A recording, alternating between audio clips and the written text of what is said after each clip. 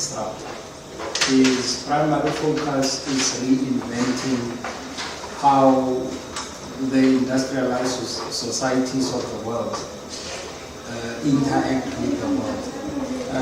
He left South Africa at the age of 18. Any indications were part of the reason why he left because of the apartheid state required males when they reached the age of reasonable majority of 18 to join the military ranks, which was a requirement then. Because his mother was Canadian born, he was able to immigrate to Canada where he completed his matriculation. But while in South Africa, among other schools, he attended Boys Life in Victoria. And he went to university in Canada, moved to California, where he completed his degree. He was specializing in economics.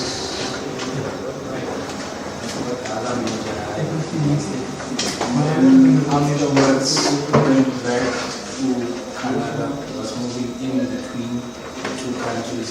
But more importantly, he created a startup company that was later called PayPal. PayPal was one of those companies that really put him on the map because he was able to sell their company for a substantial fee. And he took that money, invented it into other businesses. One of these businesses was looking into renewable energy.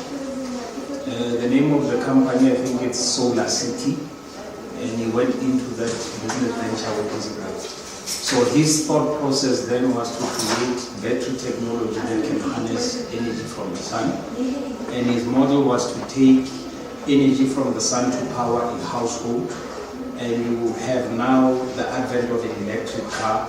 So your vehicle requires energy, your household requires energy. So that was his thought process around that. But for the most part, for him to come right in terms of this Tesla company, it was financed partly by the US government under the Obama administration. The model that he used to create Tesla, he started with a sports car because it is very expensive, and then moved to a premium luxury sedan, and then went to a vehicle that could be accessed by everyone. I think it was the first iteration of the Model 3 of Tesla. Then after that became a success, he turned his focus around to SpaceX. I think when he sold one of these companies, he got about it was 1.5 billion from one of the companies that he sold. I think it was Compaq that bought it. He took 100 million of that money, created SpaceX, because he wanted to re-examine how space exploration was done. The problem in his thinking was when the Apollo program of the 1960s was founded, they will take a rocket, take it into space, and they won't renew it.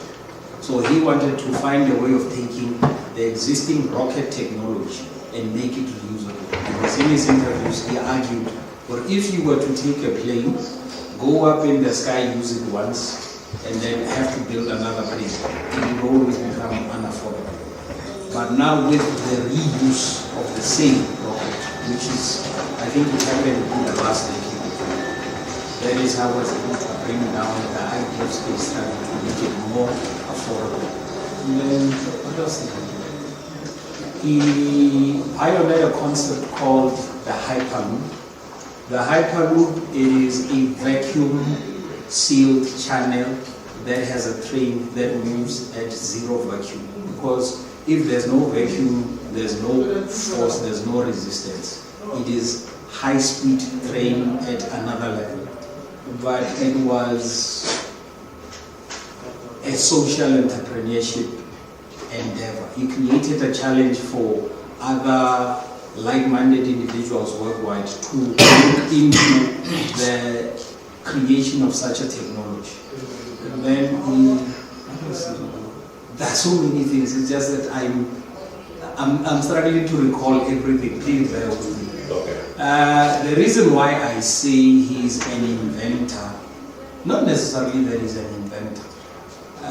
Nikola Tesla was one of the early pioneers and inventors in terms of the technology that we're using today. Unfortunately, the corporate establishment that was in the US has a tendency of suppressing technology for whichever reasons they have. So he went to the drawing board, looked at technologies that were invented but suppressed.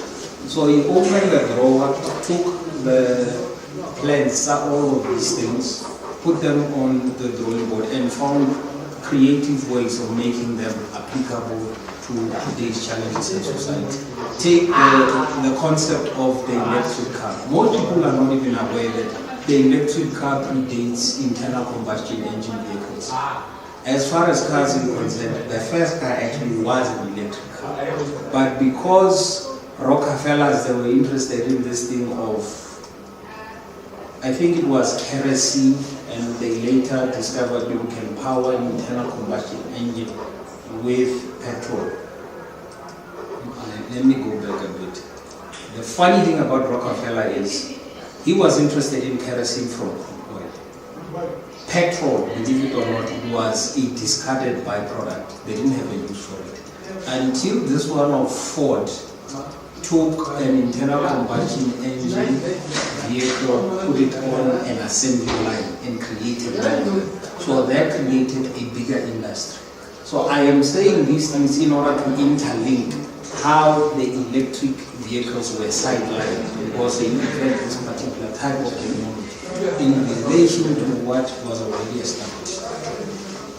So in terms of inventing, I'm not sure whether I would classify him as an inventor, but he is a technology disruptor.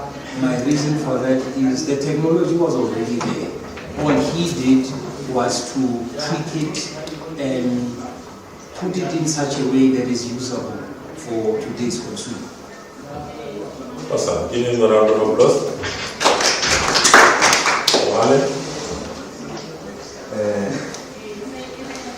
I guess they already said it all, but just to say all some of the things I know. To answer the first question, what does he do? I know that he's, I don't know if I say the director or the owner of Twitter and SpaceX, and there's many more, but I can keep these two because there are many big companies, and I know he was born in Pretoria. Yeah, I learned a lot today that he was born in 1998. So now I know.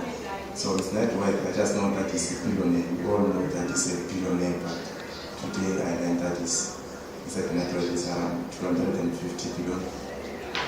Then his first business. I don't know, I just know a little bit about SpaceX, that he started SpaceX in 2002. Yes, and he started to be the director of Twitter recently.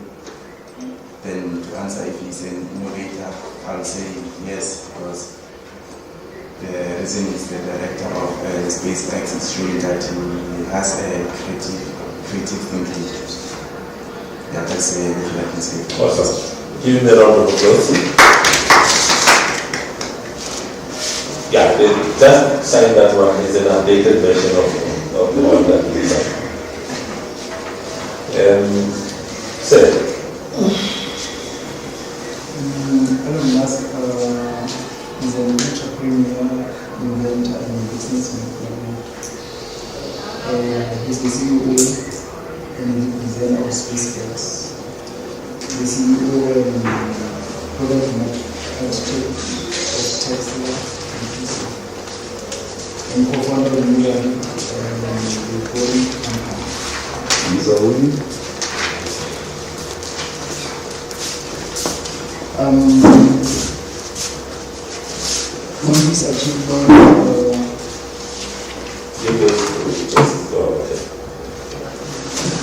on this achievement, he's the co-founder of PayPal, which he sold for $1.5 billion, and he's the founder co-founder of SpaceX, which has developed advanced rockets and spacecraft. Awesome.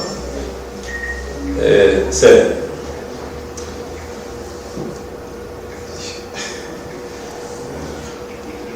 Do you know Elon Musk?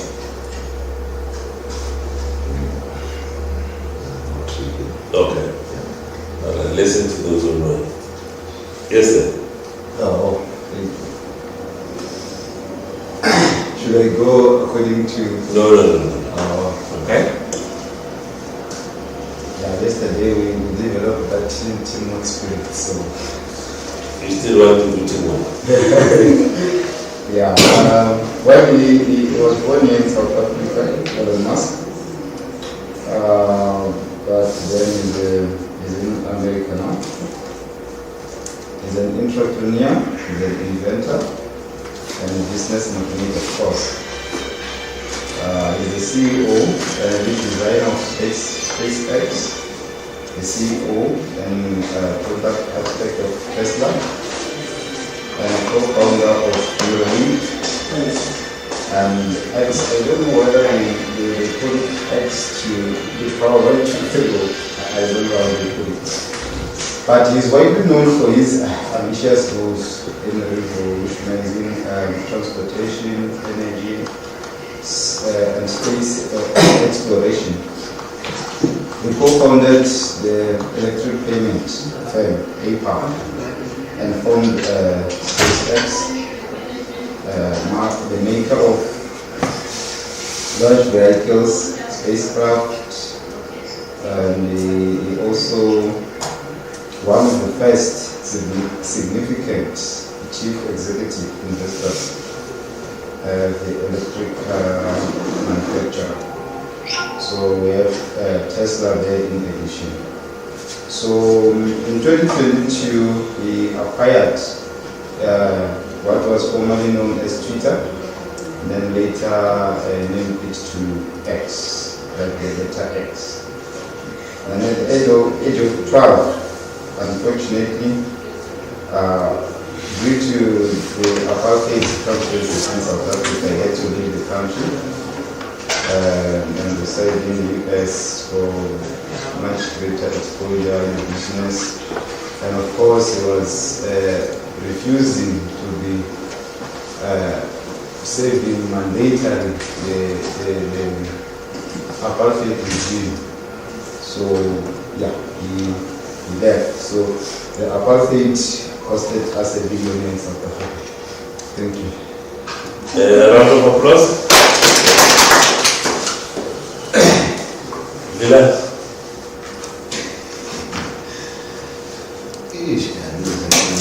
You sign up. You see your name there. Okay. You sign up to stay there.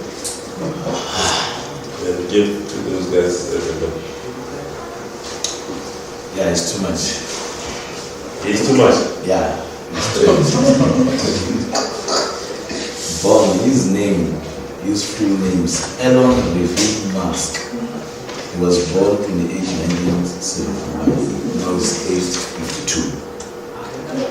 Citizenship, South African, Canada, United States. He enrolled at the University of Pennsylvania. His title now is the founder, CEO, and chief engineer of SpaceX, CEO and product architect of Tesla Inc., owner, CTO, and executive chairman of X, formerly Twitter, president of the Musk Foundation, founder of the Boring.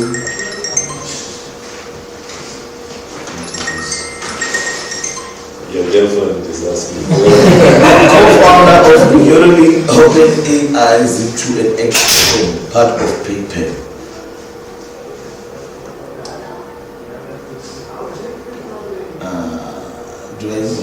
Must I go through a siblings? No. Is he an innovator? Yeah, let's start. Musk was born in Pretoria, a member of South African Musk family, and briefly attended the University of Pretoria before immigrating to Canada at age 18, acquiring citizenship through his Canadian-born mother. 2 years later, he matriculated at Queen's University at Kingdom in Canada. Musk later transferred to the University of Penny, and received a bachelor degree in economics and physics. He moved to California in 1995 to attend Stanford University, but dropped out after 2 days and with his brother. 2 days, and with his brother, Kimball, co-founder online city guide software company Zip2. The startup was acquired by Compaq for $307 million in 1999. That same year, Musk co-founded X.com, a direct bank. X.com merged with Confetti in 2000 to form PayPal. In October 2002, eBay acquired PayPal for $1.5 billion. This is dollars. Using $100 million of money made from sale of PayPal, Musk founded the SpaceX. I think he said a lot in this part. Yes. But he is innovative. Awesome. Chief. Oh, madam. No, we did it together. Oh, you did it together as a teamwork. Yeah. Okay. Including you. Yeah. Yeah, you want me to present it? No. You are part of it. All right. So, colleagues, why do you think I picked up Elon Musk and wanted to present? He's a white guy. I think he wanted us to not only think out of the box, but pretend there is no box. Because all limitations that the corporate environment has placed on everybody else, they operate within the confines of the established norms. He has ripped the playbook and decided to do everything along his own thinking. There is no single living human being that decided to go to space alone. That's how big his thinking. Do you know that Elon Musk is building now a city in Mars? Yes. He's going to shuttle people. If you want to go and work there, he will borrow you $3 million in form of your ticket and accommodation.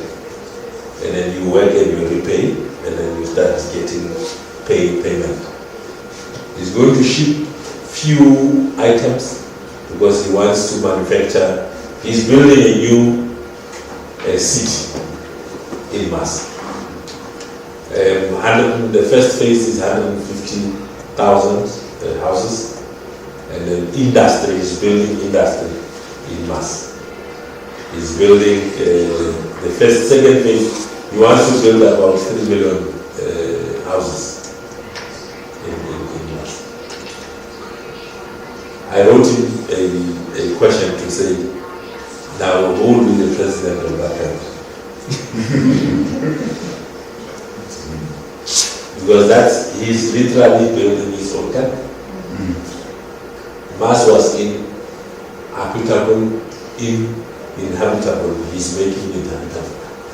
Last I checked, when he wanted to explore the thing, they were checking existence of water. Yes. That's the last time I checked. Yes, they found water.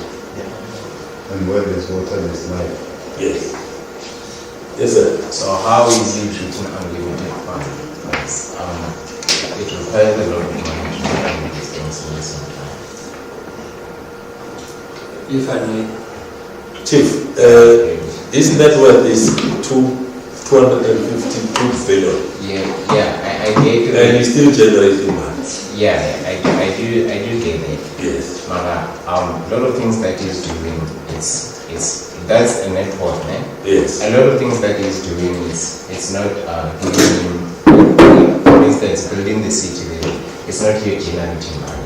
And then also they say he has this borehole, the underground roads and yet they're not even generating a lot of, they're not making any money. So I want to know, I want to know how is Elon Musk being able to do all of these things, and how is he getting money without spending a lot of his? Yes, sir. Part of his secret, it can be explained in the tax framework that they've established in that country. What he does is he gets a loan, creates a business, and in that business he adds value to it. After value is created, reevaluates that business, which means it's more valuable, can go and get a bigger loan. And because the tax system is designed in such a way that you do not pay tax on a loan. Oh, okay. You pay tax on profits. So all these businesses that he's building, if you are able to notice, they are actually assets. And because they are assets, he's able to attract investors. Because he has a proven track record, his businesses are thriving. And because they are thriving, he doesn't have a problem attracting money. No. So because this money is coming in, for instance, this thing of going to space, he has invested a lot of money in these things. Before the taxman comes knocking on his door, they must first depreciate all of these things. So by depreciating that, you will find the government actually owes him tax before they come and collect theirs. So he's constantly moving and evolving. He's not stuck in one place. You move from PayPal to this business. For instance, him buying for 44 billion Twitter, which is now X. They must depreciate that amount for him to break even at 44 billion before the taxman starts knocking at his door. Okay, fine, we made enough money, we want our share. So part of his secret is to be always acquiring assets. No, so it's not using this for money. No, it is his money, but the framework, the way it is designed. Even in South Africa, the tax system is designed in such a way that it is pro-business. You get tax credits, you get tax incentives for you to create businesses and industries that will employ more people. Because one of government's primary responsibilities is to ensure 100% employment. Whether that's attainable is a different story. Awesome. Thank you. All right, colleagues, let's welcome the other two gentlemen who joined us today. Please introduce yourselves. Good, my name is Sindarezo. We don't know you. Good day, my name is Sindarezo from this Bishop. I'm in transport business and I've got shops and transport business. Give him a round of applause. Yes, sir. Yes. Hola, this is now I'm MJ all the way from the parallel. I'm more obsessed in manufacturing. Now I'm really trying to check the automation part of where of manufacturing the local automated machinery where you can pipe it in all those the ability all of it. So yeah, thank you very much. Okay. Can you sign the register?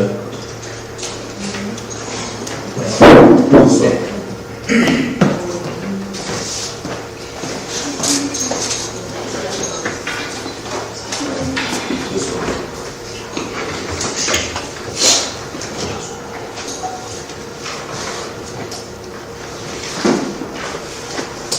You look at it on there. Are you a group one or group two? So that's the group.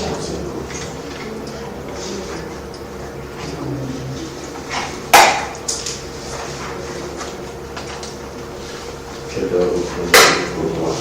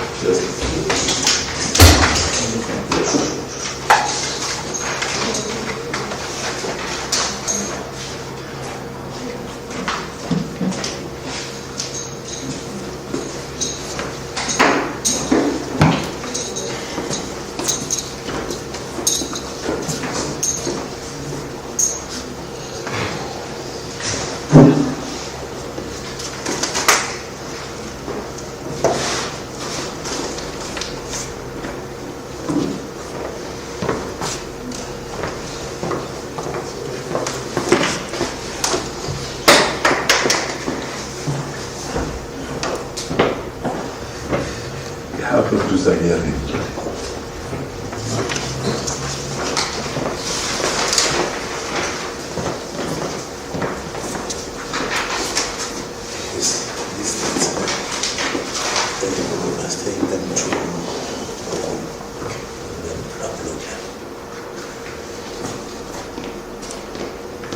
Okay, the people of it.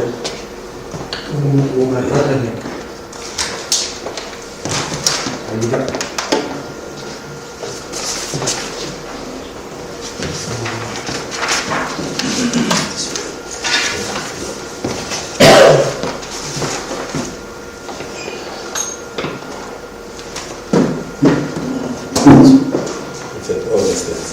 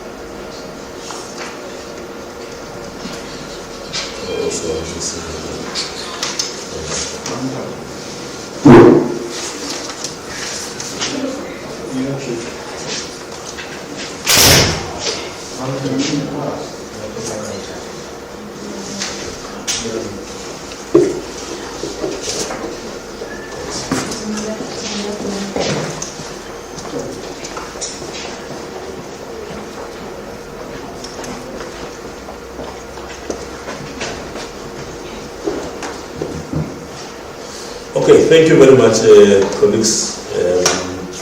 And the group online, are you done with the introductions?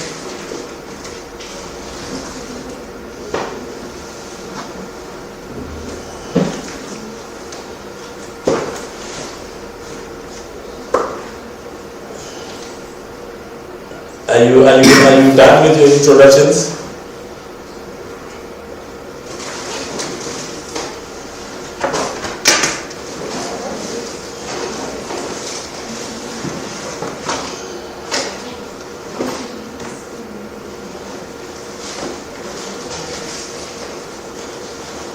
I think someone is speaking. Yeah, but I can't hear. Can you hear me? Volume you muted, They can hear you, but you can't hear them. Yeah, but it's not muted.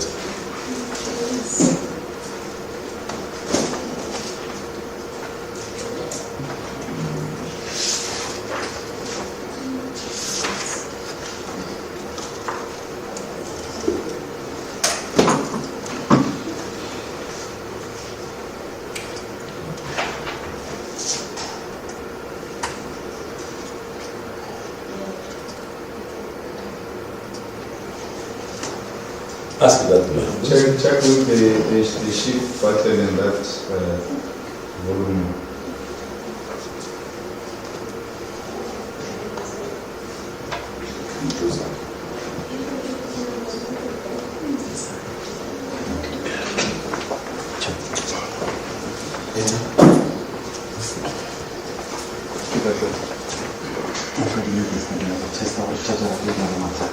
Okay, why is that doing that? Let's change it to your you guys face this side and you guys face this side.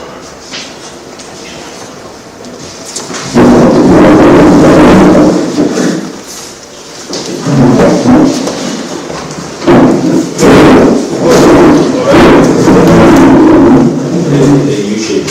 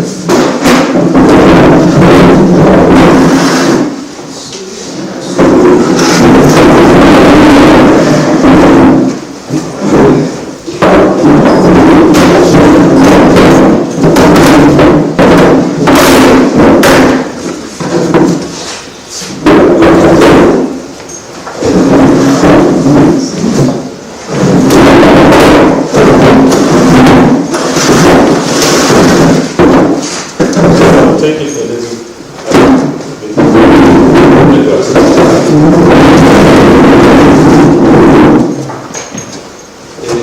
That's it, so that and everybody will get water from this ones. Give me, is there no water for me? Let me go and get. Okay. Part one for me is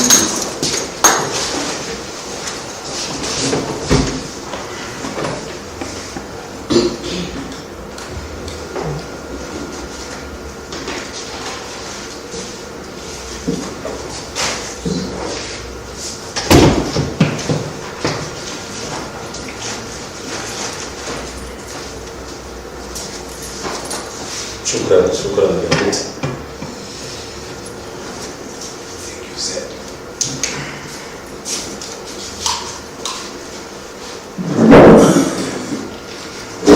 Okay, guys, what we will do while still waiting to get connected, let us do proper introductions so that everybody here is aligned and we are aligned, and I'm going to give you another chance again to make introductions so that everybody knows each other. And then we had interaction yesterday, we had an assignment that we did yesterday. So fill you up on that one. Mr. Sen. I don't understand that. My name is Abinda Ezra. I'm from this Richard. I run some retail shops and transport business. Madam?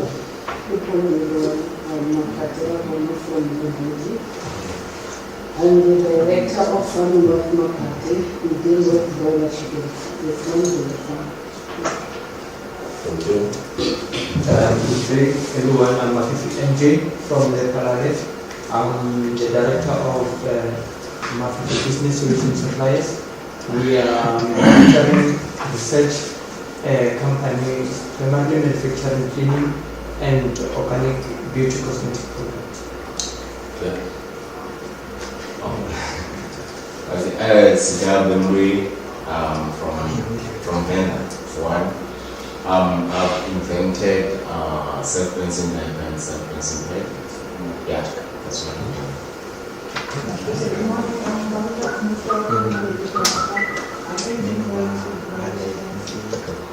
We didn't.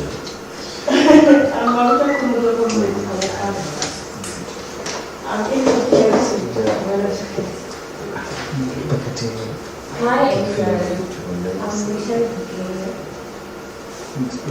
from Zanzibar. Currently, I'm residing here as well. So, none of the family of these tutoring classes that I'm doing. Thank you. Afshin. Yeah. And we live in Jampan from Zanin, that's the village, Bogastor. I'm the director of Wosia Zaman, translating to potato.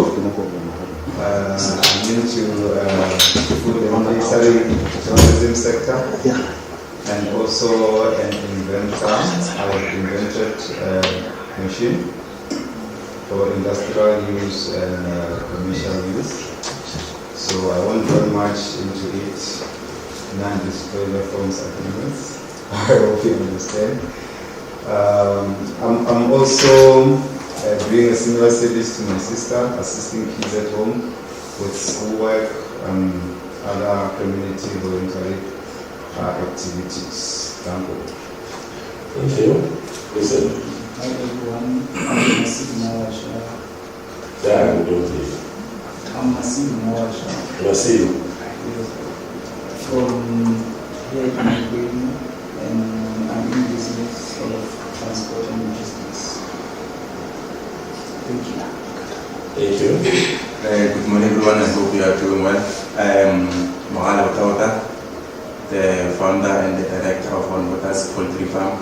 I am farming chickens, basically broiler, and we also have indigenous kept chickens. We are also doing plant protection, where we do diversification of our feces into manure. That's all I'm doing in short. Thank you. Good day, everyone. My name is Mary Twin from Ratri. I am the owner of Mary's Hair Salon. I'm painting people's hair. And I'm also working at Labour Cooperative Daily, where I'm an area leader, where we help the learners at school with the registering of, where we help the learner to register so that they can get the help from the daily tutors, and also doing the telemetrics, where we show those learners the videos of the telemetrics with all the core subjects across all South Africa. That's all I can say. Hello, I'm Adama. I come from Litaramogo. Back at home I do backyard farming, but since I spend most of the time here at home, I do clothing and learn. Okay. Awesome. Okay, I'm Mampa Mashapu, and I'm based in Joy. I'm in construction and in farming. Thank you. Morning, everyone. My name is Tulufaro Modise. I am from Mukubiani, in the area that borders both the Limpopo province and the Northwest. I currently have permission to occupy space to farm. I think it's around 100 hectares in the area of Mukubiani. Thanks.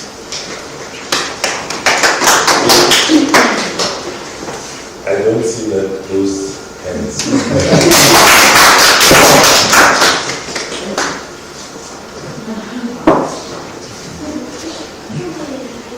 Colleagues, we said tomorrow attending the launching.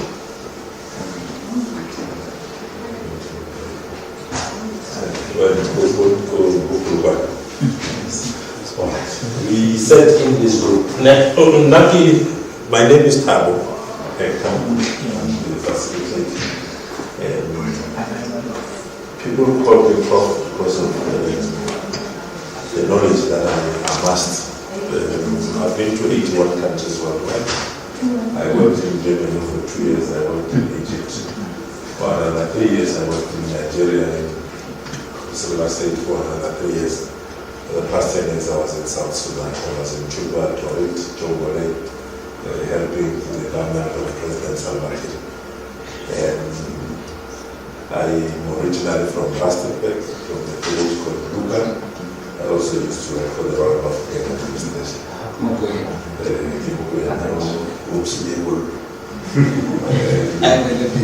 Yeah. Now, my passion is to share knowledge. And my passion for what I'm going to share is to make sure that the knowledge that I share is useful to me. Right? And in doing so, this is the first attribute that I normally want people to remember is the salute. Everybody that I come across, we have a salute that we do. And I'm going to demonstrate it again. We call it the mood salute. What is to mute something? Again. There was a again. So you stretch your right hand to the front like this. You get a sharp sign. Sharp always means you're on top of things again. And then you hold your opposite hand on the wrist and you pat your opposite shoulder twice. You don't do this shoulder, you do this one. You pat it twice and say, I'm feeling great. I'm feeling great. Yes. But people who are feeling great don't put silence again. Okay, so I want everybody to do it. We do the mood salute correctly and say, I'm feeling great. I'm feeling great. Much better. This is what I want to do. After we engage in class and then we talk about a business, your business must grow. As when you meet each other everywhere, that's it. That's the sign I want to see. But after this interaction, when you meet each teacher that you should just, you're failing it because your business is doing. When I meet you at the airport flying to Dubai to go and do business, we don't have time to talk about, I must just see you say, I'm failing it, isn't it? Okay, so that's the attitude. There's a positive attitude and the attitude that begins to say to you, let us share this knowledge. Yeah? Knowledge is power. Okay, now, business is, okay, let me ask this important question. What is the business of business? What is the business of business? Yes, sir. I think it's business. It's what? The business of business is business. Yeah. Okay, what do you think? The business of business is Business. Okay? I think the business of business is solving problems. Because it doesn't matter what model you use. As long as you come to understand that there are these problems, these are the number of people that have this problem, and you create a solution, they will come and find you because their need requires your intervention. Okay. All right. Now, why are you in business? To make money? Why are you in business? Hey, nothing. It's too much. MTN. Okay. To make money. Make money? They're not willing to go down. We're talking about it. We talked about business.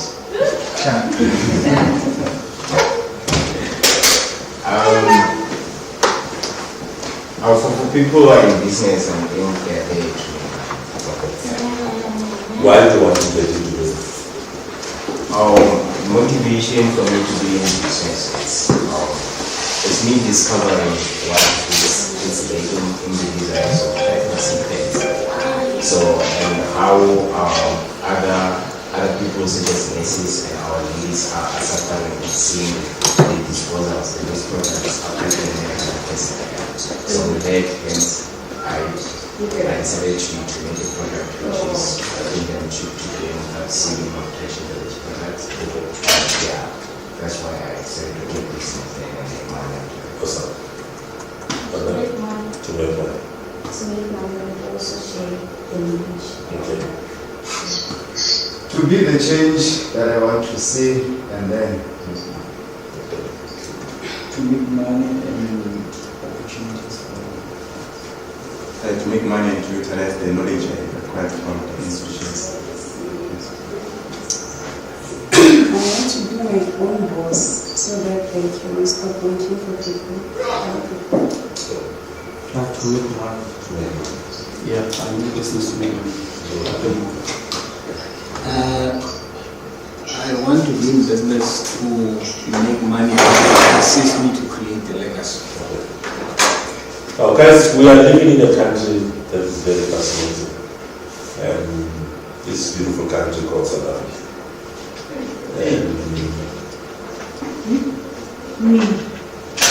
We have a serious challenge.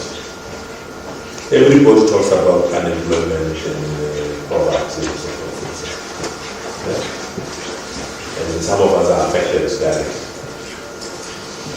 There is a challenge in this country that we call the national question. That must be solved by predominantly business people. Yeah? If you recall, the last census 2021, the report says how many people are in this country? 60 million plus. 60 million plus. Yeah?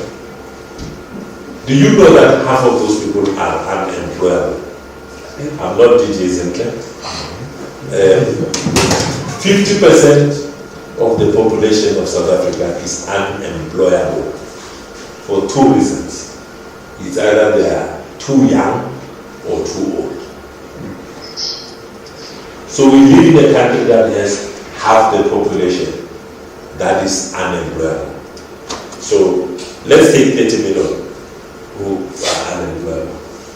So it means the other 30 million is employable. Where is this 30 million that is employed?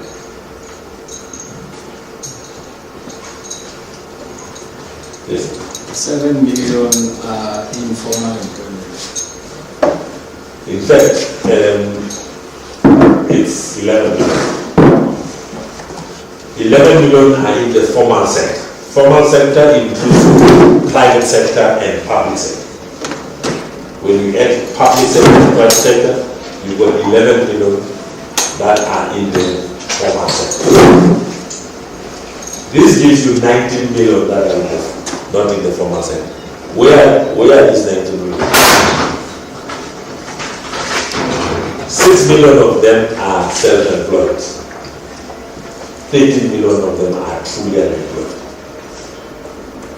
When you take 13 million truly unemployed South Africans plus 30 million South Africans without disposal income and add together, we've got 43 million South Africans without disposal income. That is a scary situation. There is no government in the whole world that can create even a fraction of those jobs. Wow. Why is there no government that can create 44 million jobs even over a period of 2 years?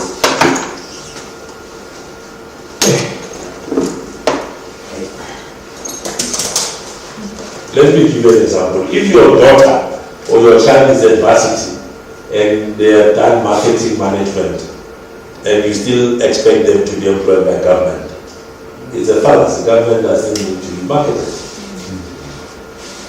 And you say, yeah, my child is not hired by this government because I'm not from Robben Island. It's a fallacy. Government doesn't need to be marketed. If I may. Yes, sir. I think part of the reason why you have so many people that are outside of either formal or informal employment is the skill set they have. You said they are not employable, but to a greater extent, the skills that they have don't match the requirements of the economy. Look, it could be a discussion for another day. I don't want people at job. Yeah. And people are trainable.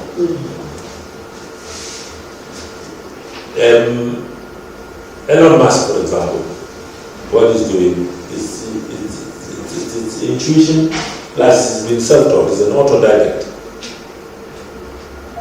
So for me, there's a fallacy in this country that, especially that black people don't have skills. And we used to do things that shows that we've got skills. I will give you an example. At home where I grew up, in my mother's house, we used to have a room for visitors. In that room there was a kist that had what do you call it? The sheet. Linen. Ne? That was kept for visitors. In the kitchen unit there was crockery and cutlery that was kept for visitors.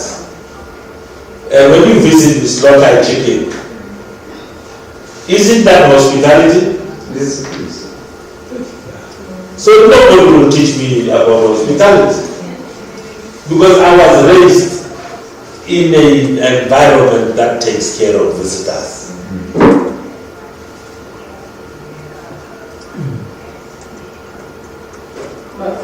Yes, sir. Prof, now I think, now I'm a graduate. Yes. I'm one of the unemployed. Yes. I did BSc, I joined with chemistry and all these things. Yes. Now I think the challenge that we have, and honestly, I think when we get our the education system very right, because sometimes our education system is not teaching us to be employees, it's teaching us to be employees. That's what I believe. That's my honest belief. And why do I so? From my chemistry background, I was able to form a manufacturing company. Course is still young, but using my chemistry background, I'm now manufacturing, I'm supplying here and there. But now comes the question of business management itself, understanding the ideation part of the business, the problem that they're solving. How do you bring about that type of solution? So I honestly think it's about the systematic approach in terms of the business, the education that you're carrying. I refuse. And I'm going to tell you why. I'm getting excited. I'll give you another example. In my village, there are 5 shops. Kuha boy, Kuha Bafrutu, Kuha Narahoy, Kuha Madala,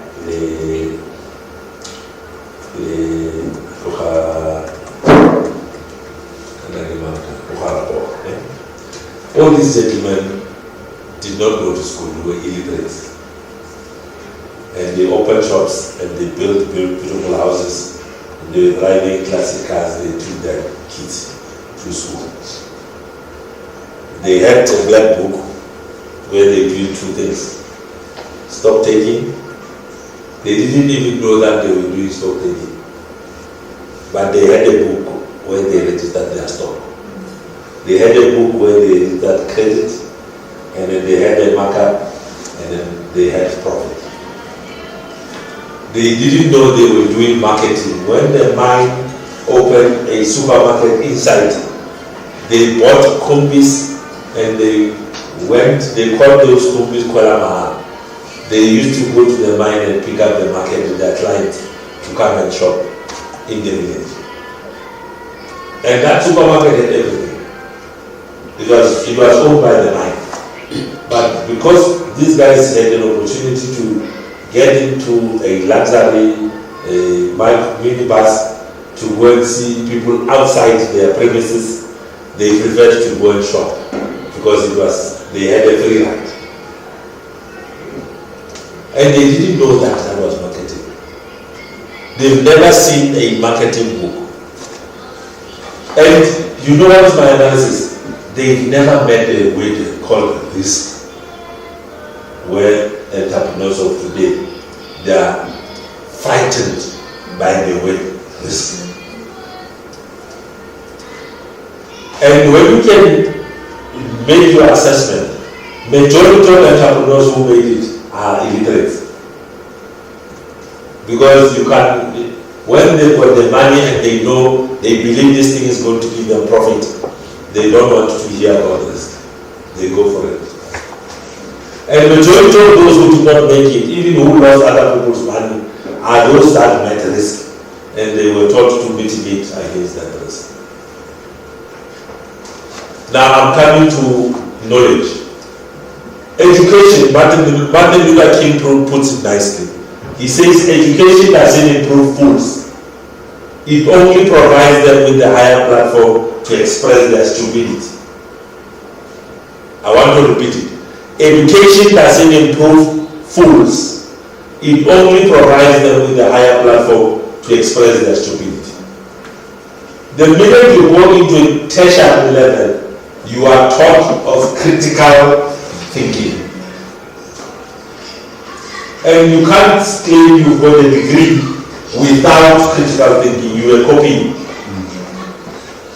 Now, critical thinking says, with the knowledge that is put before you, what is it that you can use to craft a plan of action for your life? And that is why today there's an incubation hub like this, where people are saying, bring your concept, your idea, let's test it, let's put it in the fire, let's critique it, and then from there you must emerge with a flying concept. So if you are only consuming the information without processing it to say how is it important for my own being to take me from where I am to the next point, then you are not using your brains. And business is about creativity and it's about innovation. So I'm saying we are living in a country that has almost 43 million South Africans without disposable income. And these are your potential partners, these are your potential employees, these are your potential markets. So the national question that I'm talking about is that how do we make our businesses so successful, so much so that we can contribute in employing others. So know that in this country, South Africa, when you get into business, you are not only getting into it to make money, but you are getting into it to solve the national problem or to address the national question. The reality is that what will happen when people don't work? They are forced to survive by hook or crook. And don't find yourself being that victim where they had to survive through you. So you cannot be naive to say, I'm getting into business and I will carry 4 guns and you are not contributing to your own society.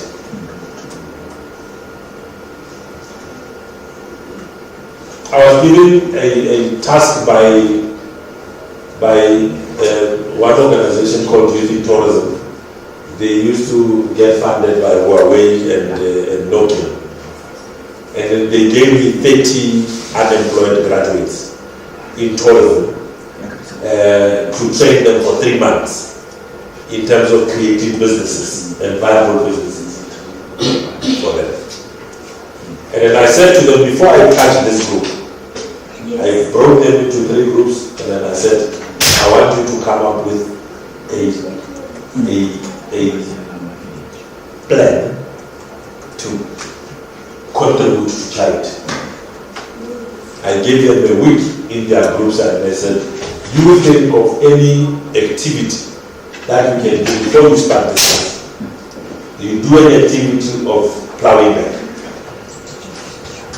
Here's what they did. One group, they went to town. In fact, they identified a school in the rural areas of Mafike. It was a primary school, and then they went to town. They went into the building material sellers, and then they asked for donations. And they got 3 wheelbarrows. In fact, they got 5 wheelbarrows. They got 5 rakes. They got 5 spades. They got 5 forks. And then these water cans. They got 5 of them. They got even seedlings and fertilizer. Guess what? They went to donate that to the school for the school to start the vegetable garden.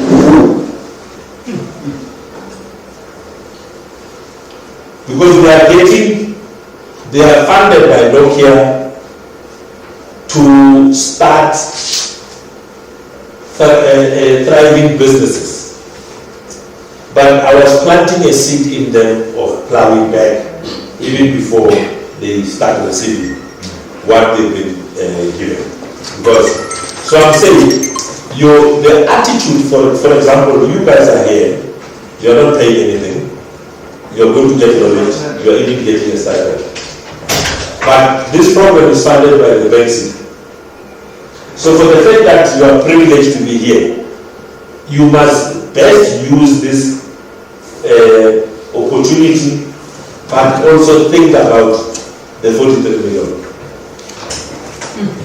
that are dependent on you for a livelihood. They are not here alone. You guys are here. So don't play with this opportunity. Maximize the output out of it and make sure that 5 years down the line, you are able to say, I was here and now I am here. Are we together, ladies and gentlemen? Yes. So, the module that we are doing this week is called, it's module 1. We are doing 5 modules.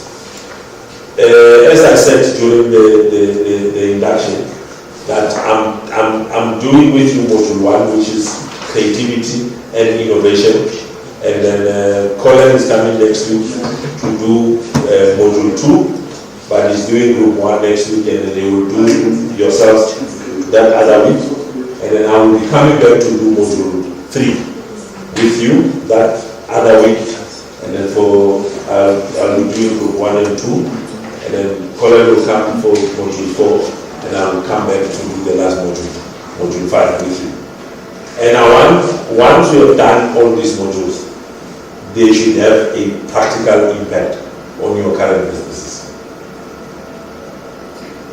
I will do that. Yesterday we were doing a session on mapping the economic landscape of Limpopo. What did we reflect on as we were doing the landscape of Limpopo? Can I hear from you who were here? What are the areas that we reflected upon? Sir.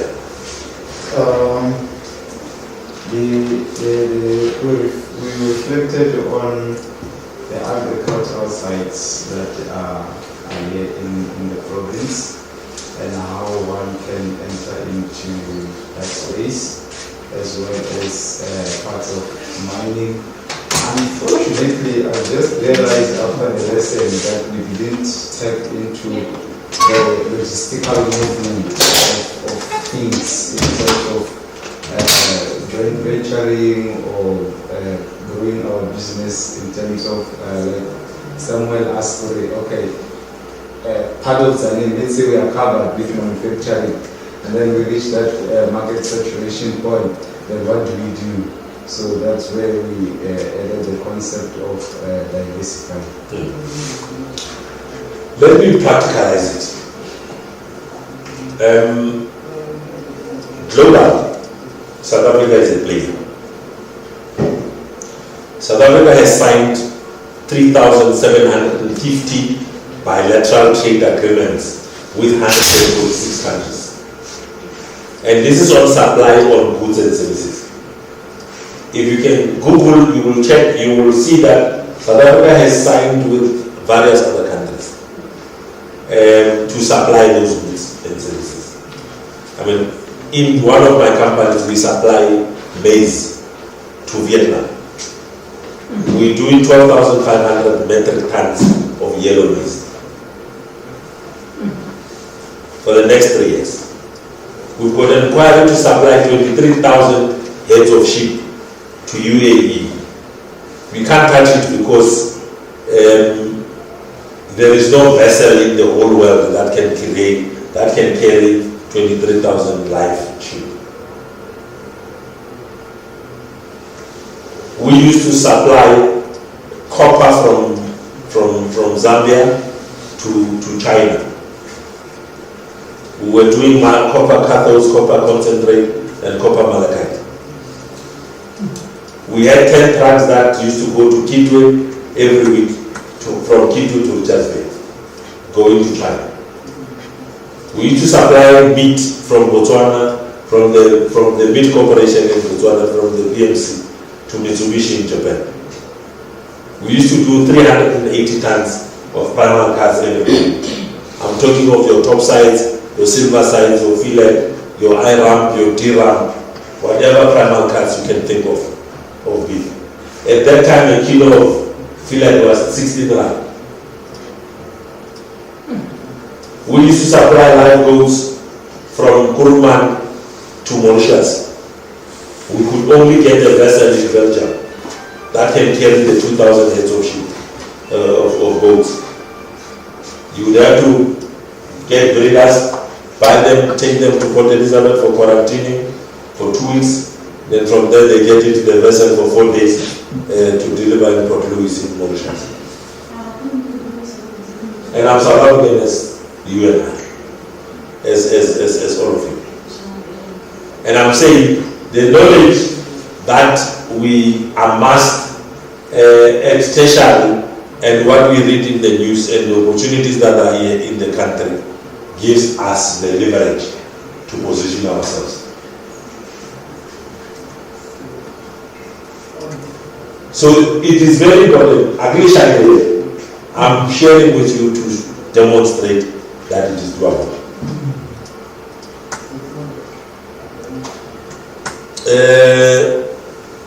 Yes, Sheila? Thank you, Prof. Good morning, everyone. Good morning.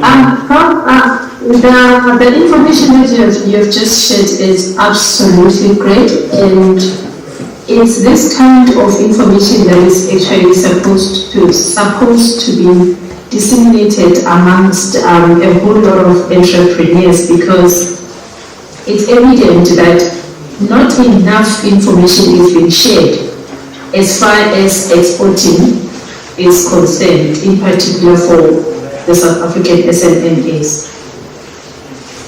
So while it's actually great to be in the know about the opportunities that are out there, is there a way that this can actually be packaged to become part of the information sharing that happens in programs such as the one that we are attending right now? Is there a way that it can actually be put in packaged nicely, and so that it forms part of some of the the outcomes of the program? Because that's actually the most important part of the entire program, if I may say so. Yes, it can be, but like I'm saying, if you have in this group people who are doing IT, it can then become their business. They can create a portal. In that portal, they can register every one of you and profile your businesses, and in the same portal then send inquiries from the bilateral trade agreement, so that on your own you see the name. For example, when I gave you that we are doing Vietnam, we are also supplying wine to Angola, and then we are supplying about 650 million bags of cement to Angola. Angola is building, the Teachers Union in Angola is building about 750,000 houses for the teachers. So there's a huge need to supply cement there. But all I'm saying is that the creativity of the people that are in the ICT space, they should grab it and then package it and then disseminate that information, for a few, of course. So my point is, if we are still waiting for someone to package it, it might not happen. But someone must see it as a business opportunity. For example, I'll be going to Oman. There's an inquiry from Oman to supply fruits from South Africa. So I will be physically visiting Oman to go and see the facilities, and then come back, and I will be coming with the market. Now I must go look for the product. Where am I going? I am going to go to the farmers who are producing fruits, especially mango and then avocado, and package it as a business opportunity for myself, because the market is there. So one of the things that I think as entrepreneurs we fail doing is exploring the market. We don't travel as South Africans. We are afraid to travel. Nigeria is a big market, 200 million people. We are afraid of them. They come and bulldoze us here, but we don't want to go to their countries and bulldoze them. I went there for 3 years. I was in Calabar, Cross River State. They were afraid of me because they know that South Africans don't travel. What type of a breed am I? And I insisted that actually is the Nigerians that started calling me professor in Calabar, Cross River State. So my point is, whatever I'm sharing with you, see a business opportunity out of it. That will empower your own business, and that will empower others. In Africa, the majority of countries don't have your supermarkets. They don't have your ShopRite, your Pick and Pay, your Woolworths, and your Checkers. They've got markets, and this is from childhood. When you grow in your family, you might be producing onions. Then this is the family of onion barons. If your family is producing honey, you grow up in a family that is mastering producing honey. In Africa, you buy a coffee from the street, from the carpenter. Here you must buy it from the undertakers. You know, so there's a lot of mindset change that is required, because like I'm saying, once you've gone through tertiary institution, your mindset must then change. Because let me be political for a while. Students, they've got nothing to lose. At tertiary institutions, they've got societies, they've got a sociology society, there's a law student council, there's an agricultural society for those that are doing agriculture, and so forth and so on. And this is where you must start having your creativity in that particular society. To say, as a student organization, agricultural society of Telflow, what role are we going to play in transforming the agricultural sector in this province or in this country? Those conversations should start there.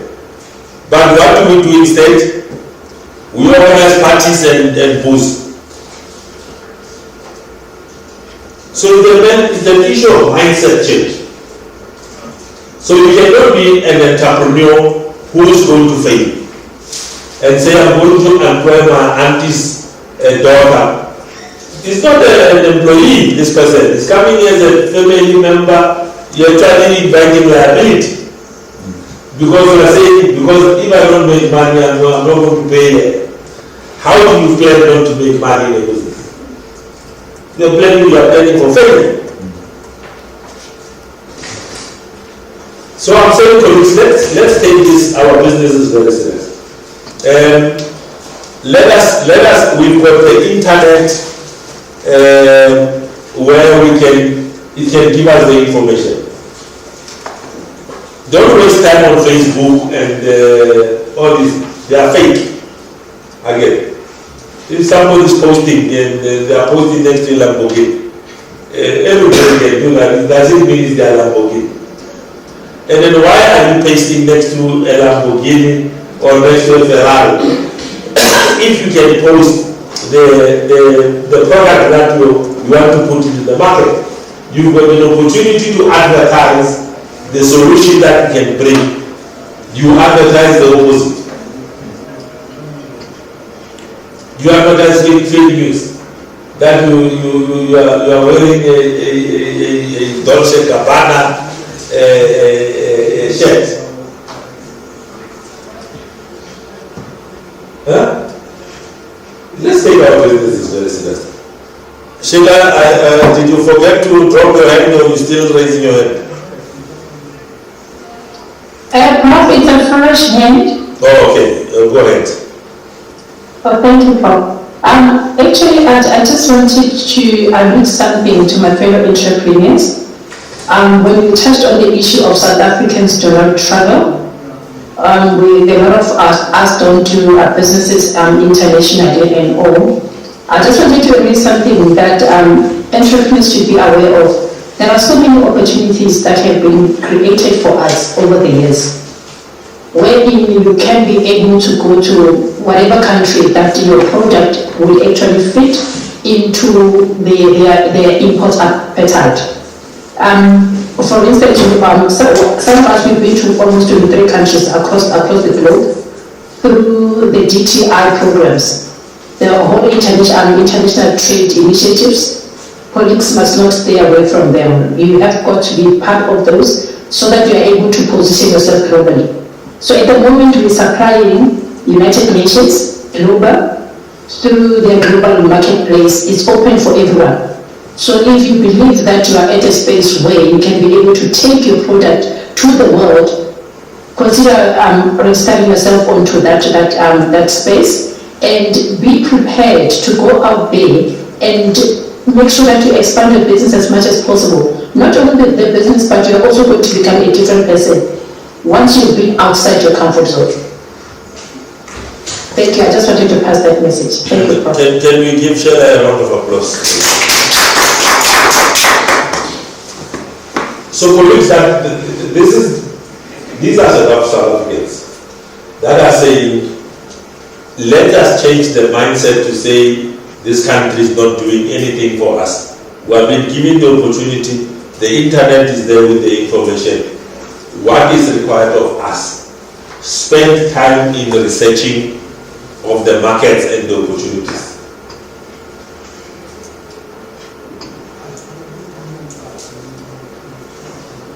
Let me give you a classical example. Sun International has got hotels in 8 provinces. Sun City alone is buying per month, per annum, 30 million eggs. And there's not even a black supply. 30 million eggs consumed externally. But there is no supply. And you can't say to me you are producing spinach and you can't go to Meropa Casino and say to them we are supplying, or you can't go to Spa and say you are supplying, or you can't go to Checkers and Pick and Pay. Let alone your own excellence, where people are cooking every day and they are buying spinach.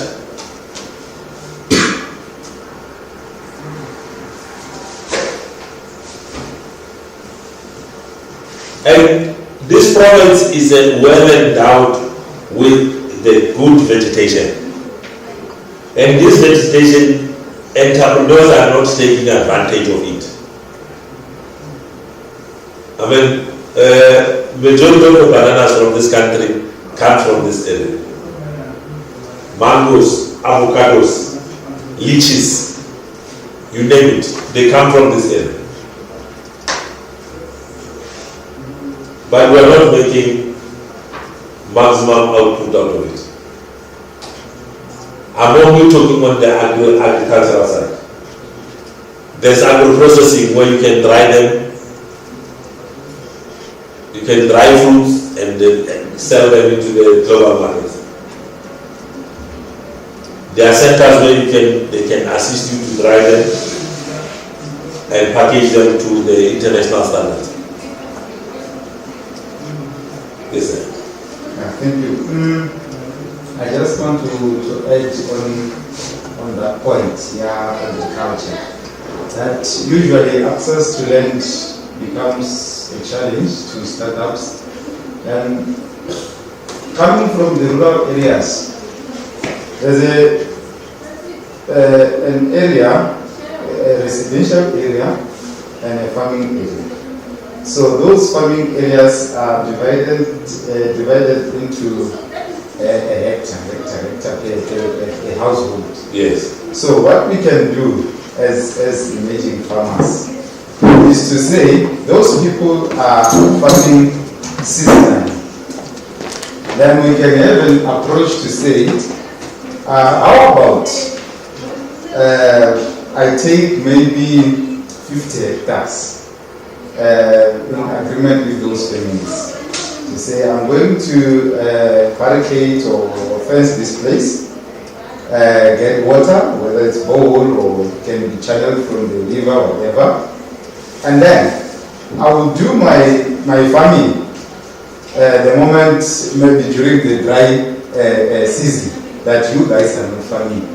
Then when I'm done with my harvest, I will prepare your soil, then you plant whatever you want to plant during the season that you plant, and then after your harvest, I continue with my business. That can be an approach while looking for a much bigger land. That can work. So I just wanted to add to that. It shouldn't be a barrier to say this Mushona's farm, this is Sokolas, so I cannot work on that. But if you can approach those people with that proposal, knowing that if ever they also want to farm in order to sell, there's a market that we have already established that their children as well can access. Thank you for that input. Colleagues, every person in the rural area, every household in the rural area by law, they are entitled to 6 hectares of farmland. That is the law of the country. Whether you are in Haramanja or whether you are in Vivo, as long as you are in the communal land, by law you are entitled to 6 hectares of land, your family. So you've got that access to land. That is a tribal level. At the national level, the Department of Public Works has got land, and the Department of Public Works has got offices in provinces. Where they manage the land, they are able to lease that land to you.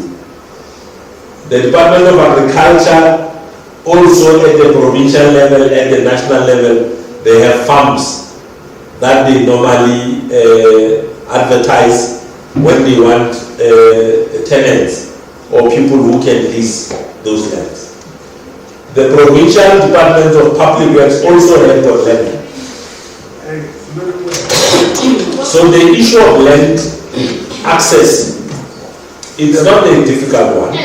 It's only that people don't know where to go to access that land. In terms of manufacturing factories, there are a lot of them. We know from the Wafomo, and then actually the former homelands used to have the factories. Most of them are not occupied. They are empty, and then once you know what you can manufacture, you are able to approach them. And like I'm saying, it just needs your creativity.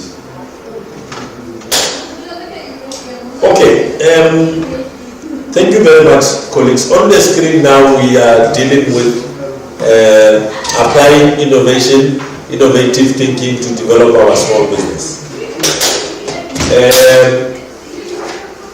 I've emphasized more on the critical thinking, which is required, but not only critical thinking. You must also be analytic. Again, you must be able to analyze once you are becoming creative. And then, what are barriers to creative thinking?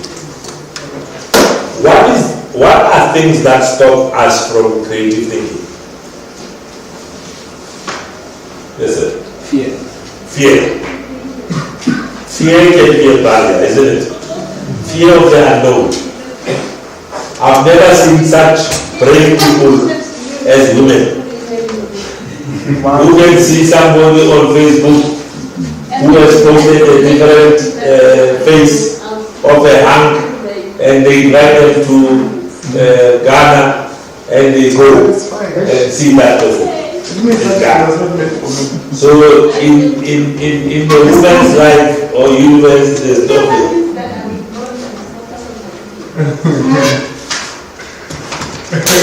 One woman says when she was flying to see this guy, and this guy blocked her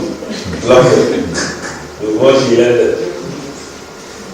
And she only had money for the single ticket. What else? What else is a barrier to creativity?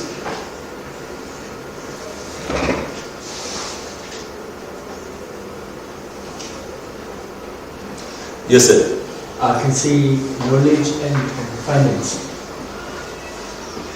Knowledge and finance. What type of knowledge? If you example, in Africa, when someone a coffin, they go to carpentry. Yes. South Africa here is a different style. Mhm. So once you go there and you conscientize those people or the market to say that these things can be done through undertakers and all these type of things. Once you bring it to that market and understand that you can actually get a decent coffee from the undertaker, and the process is also smooth, so that can also unlock more opportunities. And because of they don't know that, you can't. Ignorance. To me, it's more ignorant. Guys, let's be honest. We as South Africans, we fear the dead. We fear dead people, isn't it? Yeah. We even respect them for that meat. Again. So nobody wants to.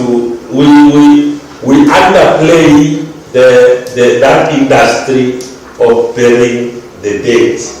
And nobody wants to, it's a no-go area. It's like sweeping the streets.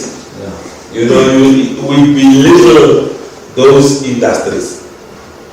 So as that, our carpenters don't even think of a business of manufacturing coffins because it's associated with the dead.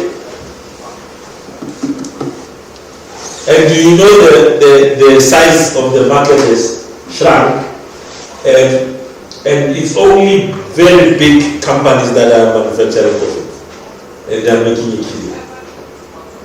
A coffin that you can buy, a casket that you can buy for 48,000 rand, it costs 12,000 rand to manufacture. Now you can imagine how does it arrive at 48,000. And no black people locally wants to manufacture coffins.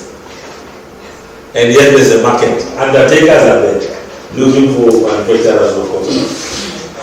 But because it's for the dead, and we are also going to die, we are afraid.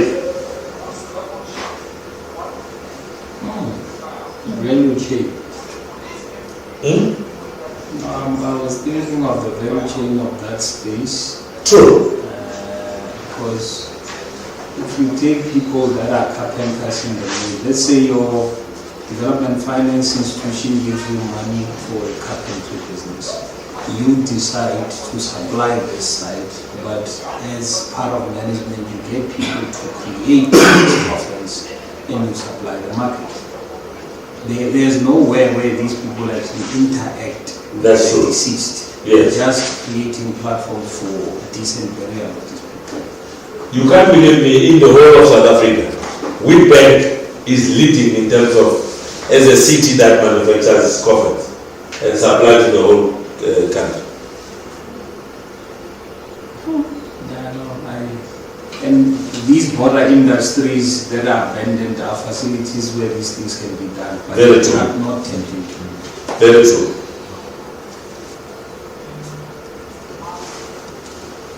We despise creating sustainable businesses by myopic thinking and prejudice. What is prejudice?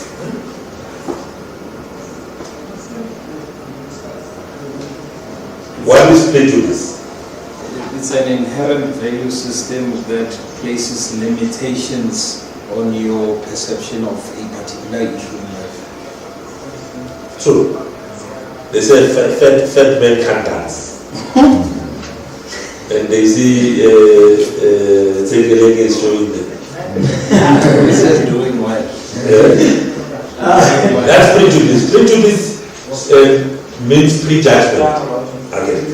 That you are black, you can't do this. That you are from Limpopo, then you can't do this, you must go to Joburg. No. That is prejudgment. You can flourish from wherever you are. So Kesna built Sun International in Murule, inside the Pilansberg Game Reserve, inside the mountains. People said, no, people won't come. Where is that city still alive? After so many. People are going there. The nations of the world travel from California, Canada, they go to Sun City. So you can flourish from wherever you are. As long as you know how to package your product. So colleagues,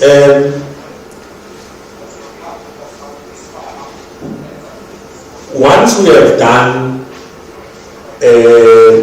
the first part of thinking, which is creativity, then we move. What is creativity, by the way? What did you say creativity is?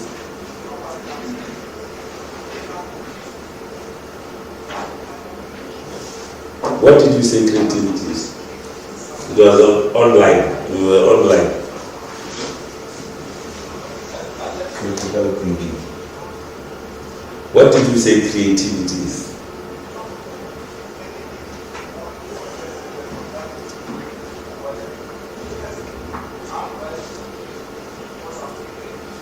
Yes, sir. The process of coming up with something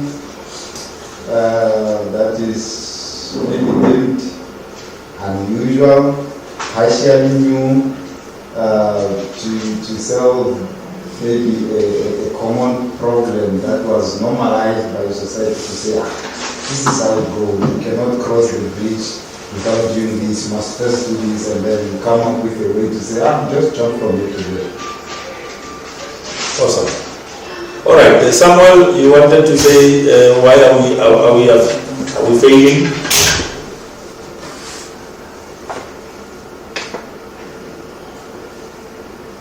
I was saying, based on what I've seen with most of my peers, I think we are afraid to fail nowadays. Most of the people are trying as hard as possible, but they are trying to do some quick, this quick rich thing. So that makes most of the entrepreneurs not entertain the fact that maybe the creativity is low, because when they fail, they sometimes fail, because failing is not that you can fail once and come again. Sometimes you have to go numerous times. So most of the people, I think the most difficult thing them is failing now and then. So it doesn't put them in the very good skills. What does fail means? Come again, sir? What is the meaning of fail? Fail. Failing. Yes. I would rather say is when you wanted to do something and you didn't go through it. So when you fall down, some of them don't even want to pick themselves up again. Fail means first attempt in learning. Okay. First attempt in learning. So you will go back and then refine your approach and then attempt again. And then, do you know how long it took to create a bulb? Yeah, I think it might be long, but I don't want to lie to you. If that's the case with your answer, it can mean that almost 80% of most of today's youth, they don't know that. Once they face, then it's over, they take another road. The person who designed a bulb, a globe, made 4,999 attempts, and he got it right on the 5,000 one. Where would you be? You will not give up. Did you know that a telephone was designed by accident? The person who designed the telephone, his wife had a hearing problem, and he wanted to create a hearing aid, and he, by default, he designed the telephone. I can agree with you. I might say I'm also an example. Since 2010, I've tried to get a farm. I failed so numerous times until 2019 by accident, where I just planted a small kind of paper chili somewhere. The other person But then I was recognized by the Federal Agriculture, who also recommended me to the owner of the farm that I have now. And today that farm, they have come to my farm after a rich agreement with the owner. And then after this, then they have agreed that it must buy out. Awesome. Awesome. Guys, you should also explore the model from Japan. Japan, they've got the model they call one village, one product. In this village, they are mastering producing watermelons. The other village is onions. The other village is peaches. And what the government do, they create their district markets where these people will take their consumption to. In our country, we built, what is this? No, there's this place where you buy vegetables, fruit and veg. In South Africa, it's a monopoly on fruit and veg, while in other countries, the government creates the market and then the people produce. And then they produce even from their backyards. So even in this village, you are producing macadamia nuts. Even in your houses, you've got trees of macadamia nuts. You've got the farm, you are complementing, they are buying, you are producing olives. Everybody is producing olives. Yes, sir. Oh, sorry to take it back before I forget. The issue of exporting products, I believe that when you do that business, when you do like probably the fruits and vegetables possibly, you need the global gate certificate. So do you require that from all the farmers that you get the product from, or you only have yours alone, and then whatever that you get from farmers, you use your own certificate? It depends on the market requisites. For example, you will have your own farm where you do non-GMO maize, and then you got an order from Zimbabwe, and the order says strictly non-GMO, and then from whoever you are buying, there must be proof that that is a non-GMO product. As much as you are going to dispatch it through your license, there must be proof. Some would say they want organic stuff, for example, chickens, or even like now, we will participate in a program by one abattoir. They just got a contract to supply 38,000 carcasses of meat every month in China. And they want organic. So there are requirements in terms of the farm, the quarantine of the farm, how you handle the feed, and they must be grass fed, and then the whole administration of the farm is prescribed. So you must follow that procedure before you can participate in that program. Because they need no even handling facilities on the farm, even the fence, the perimeter fence, and the buffer zone between the farms where these animals are kept. They come and do inspections.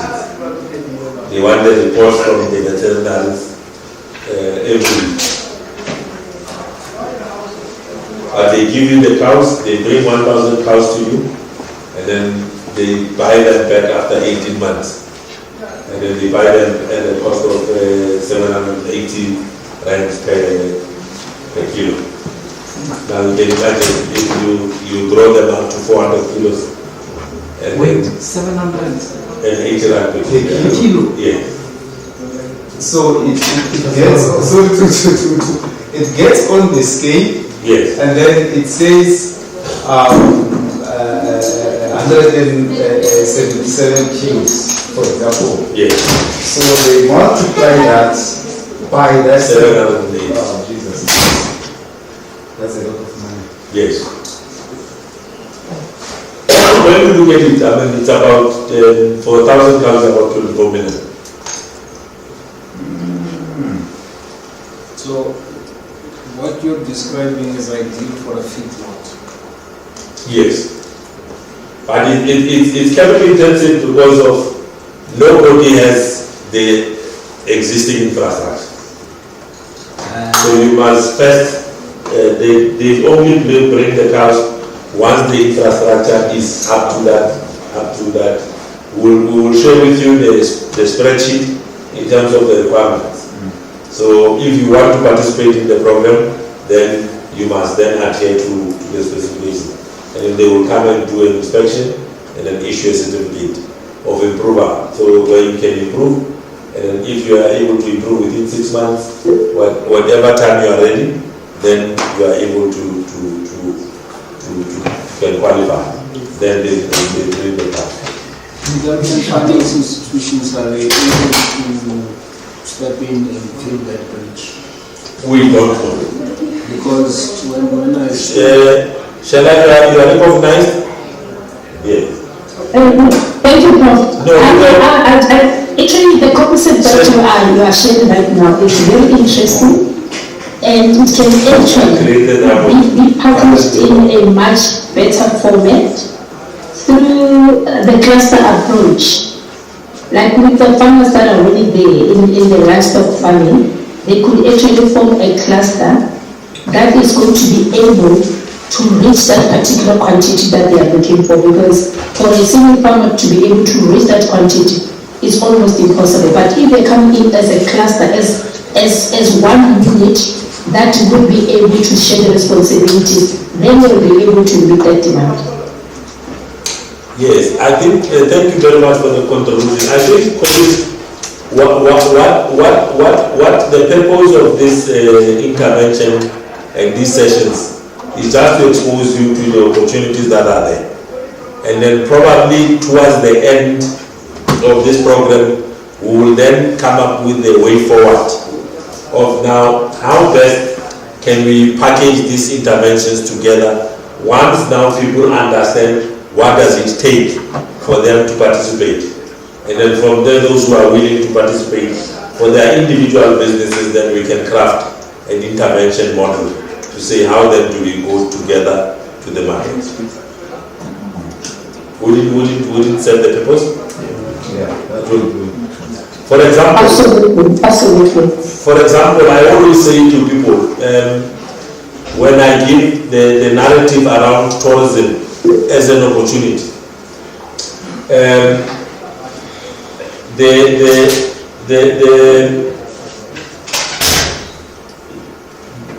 Europe is accounting for about 58% of the global tourism market share, followed by Asia and the Pacific at 18%. The disparity is about 40% between Asia and the Pacific and Europe, followed by the Americas coming third at 17%, Africa coming last at 4% of the global tourism market share. When you look at what they are offering, it's sad.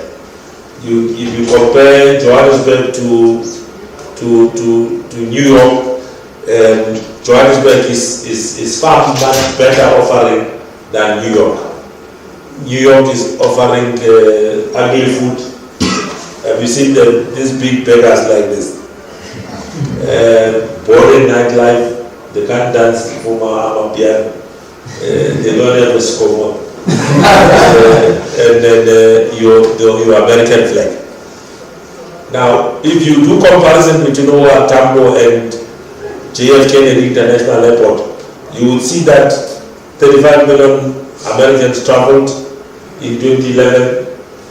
In South Africa, the same year, OR Tambo processed 11 million. Because Americans are taught, they are naive, they think that Africa is one village and we know each other. For example, if you meet somebody in New York and he says to you, you are from Africa, he says, oh brother, are you from Africa, man? Do you know I've got a friend in Kenya and his name is Joe. Do you know Joe? we were in a jungle living together. So they don't travel. I mean, less than 10% of Americans have got passports because they don't travel. Now, I'm saying people that are in the tourism sector in South Africa, they have a beautiful opportunity of exposing their products. I mean, I give an example of the Venda district. If you are able to package the Chachingo potholes and the Pipiti waterfalls, there's quite a lot of people that are interested around the world to come and see those and experience those opportunities, the tourism ventures. So there's a lot that could be done. In terms of the sports industries, I give an example about Durban. Durban, in June, we just had the Comrades Marathon, which was held 2 weeks ago in Durban. It attracts over 30,000 runners from all over the world. They come here a week before, they leave a week after the race. Who makes money? The tourism products that are in Durban. They are making money out of a sports industry. Next month, what is happening in Durban? In the Durban July, it's a horse racing. You look at Cape Town, they are doing well that two oceans marathon, and then also this one for the cycling, Cape Agas. They all attract more than 30,000 cyclists and runners. Where are they staying? It means 30 to 60,000 rooms are sold during those events. Excluding the technical team. Excluding the technical team. But do we have such industries in our areas? Why is it difficult to have a race from Vigo to Toronto? Why is it difficult for us to have a race from Aramanja to Chapu? It could be a cycling tour. So those sports industries were not doing well as a country and especially as entrepreneurs to package them. Arts and crafts. When you travel to our 146 embassies and high commissions around the world, our space is empty where it's written South African arts because we don't have toolkits. We don't have the Ravenda culture toolkit, the Bapedi culture toolkit, the Zulu culture toolkit, the Xhosa culture toolkit. We don't know how many pieces are there in the Ndebele culture toolkit. We only know of the Ndebele doll and then the blanket. So there's opportunity to package those and sell them into the global market. Maybe if you expanded on what a cultural toolkit includes. I'm not your lawyer. It's all that we are using as a culture. For example, the Zulu toolkit will have the batak. You know what you wear as a batatas? They will have a Zulu basket that they normally use for brewing and storing sorghum beer. You know, they will have a Zulu placement. This is what they put on the table for when they offer hot food. They will have a calabash. You know, so I'm just giving an example. And in every tradition and tribe, we have those differentiated or packaged differently, isn't it? So those are the things that I'm trying to say. We package them. The Xhosa culture, they've got one necklace. It's long, it's worn by young women. They call it ukukoki because they said this is when they are proposing each other their life. They play with that thing and they call it. That's why they call it ukukoki. You know, because so there's a lot. There's a lot. And you know that the nations of the world are ready to consume our arts and crafts. I'm saying alone, Delco will put 100 million to buy all those artifacts to put into all our embassies. Put it on display. I mean, let's look at the ostrich egg. A bigger ostrich egg costs. You know how much does it cost? You must check it. How much You take an ostrich egg, you put beads around it, it becomes a billion ostrich egg. The nations of the world, what the art here is not about the egg, it's about the beads. And then we've got a lot of people that are doing that. Our music. We are not packaging our music. We've got Marula Festival here, and then we have what the other one in Venda, what is it called? Mapungubi, yes. But we're not showcasing this to the world enough to attract feet. For example, people that are going to the Rig Dance in Swaziland, they have packaged the Rig Dance as a global icon. And tourists come from all over for the Rig Dance. In some cultures, it's taboo to display boobs, but there is culture. So what you are saying is one can in Limpopo create specific toolkits of the province that identify specific tribal groupings. For sure. For sure. And try the art must take a lead by inviting those who are interested in arts and crafts and package it, because it's non-existent. You must do the research and package it. And then see all the cultural groupings and dynamics in Limpopo and package each for each tribe. That are predominantly in Limpopo. Now that I think about it, it's actually more interesting because you have the Heritage Institute there, I think there's a wealth of knowledge embedded in there, and they can fill in some of the gaps. Yes. So, colleagues, I'm saying these are at our disposal that we can package and take to the market. Do you know Limpopo well? Yes. He's a tutor of dance in Australia. He's a choreographer of note. He's from Limpopo. He's trending global. This week is in Brazil. Next week is in Australia. That week is in Russia.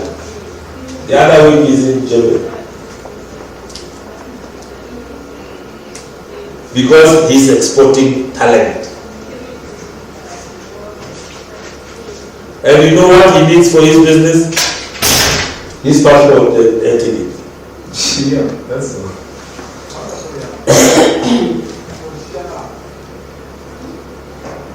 Alright. Now I will do one time. Okay, we are going to break in the next 25 minutes. So colleagues, I'm saying the essence of module 1 is about creative thinking and then innovation.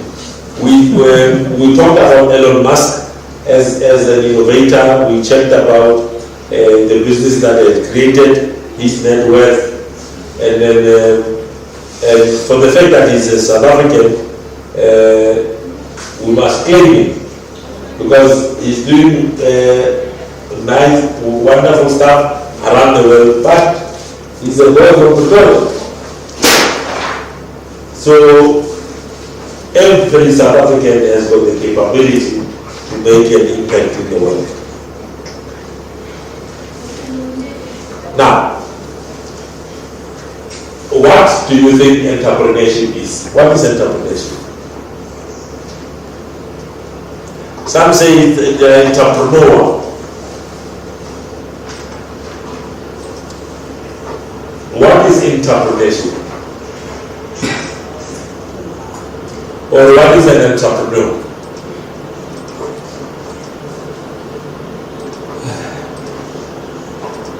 I'm ignoring you for now. No, thank you.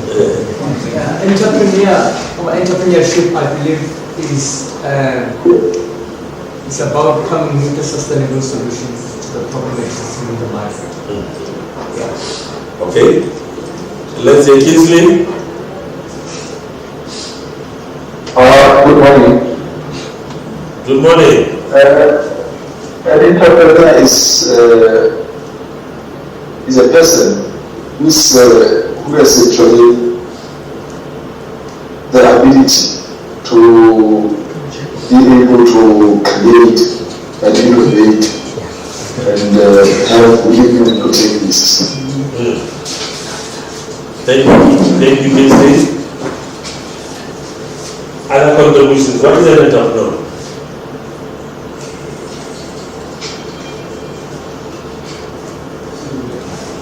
When you are an entrepreneur, you must have the eye to see an opportunity and have the guts to grab that opportunity. You must first have an eye to see what I know, and have the guts to grab that opportunity.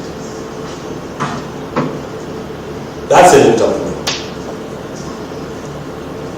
You must have two things: the eye to see the opportunity and the guts to grab that opportunity. Now, in the universe, there are 4 types of people. In the whole universe, there are 6 billion plus people, but they are categorized into 4. And what are those categories?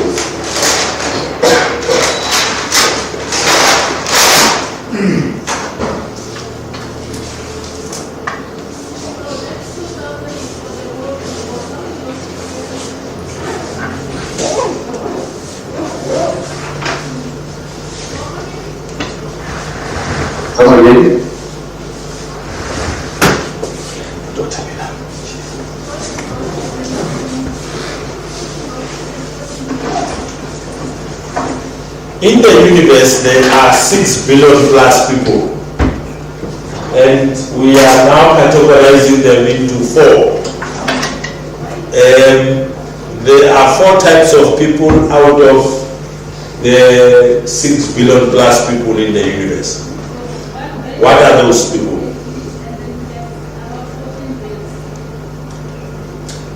We've got lazy people, we've got lost people, we've got liberal people, and we've got liberated people. When do we say somebody is lost? When do we begin to say somebody is lost?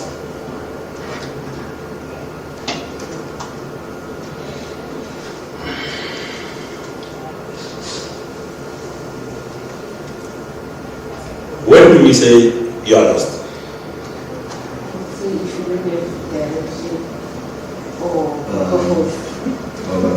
If you don't have direction or purpose, okay? I'm not aware of my awareness. You are not aware of your awareness, or you are not aware of your situation.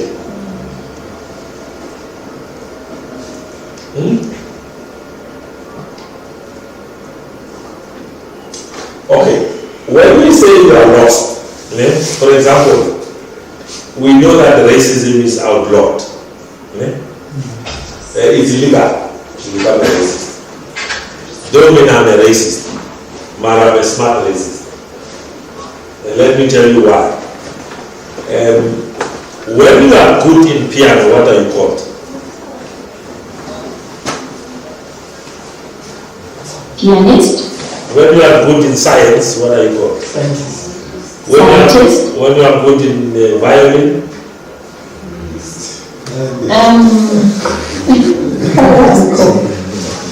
You are called a violinist, isn't it? So when you are good in loving and defending your race, you are called racist. Yes. So the only problem is when you undermine other races. So I think, critically thinking, there's nothing wrong with race. It is all wrong once when in loving your race you then undermine other races.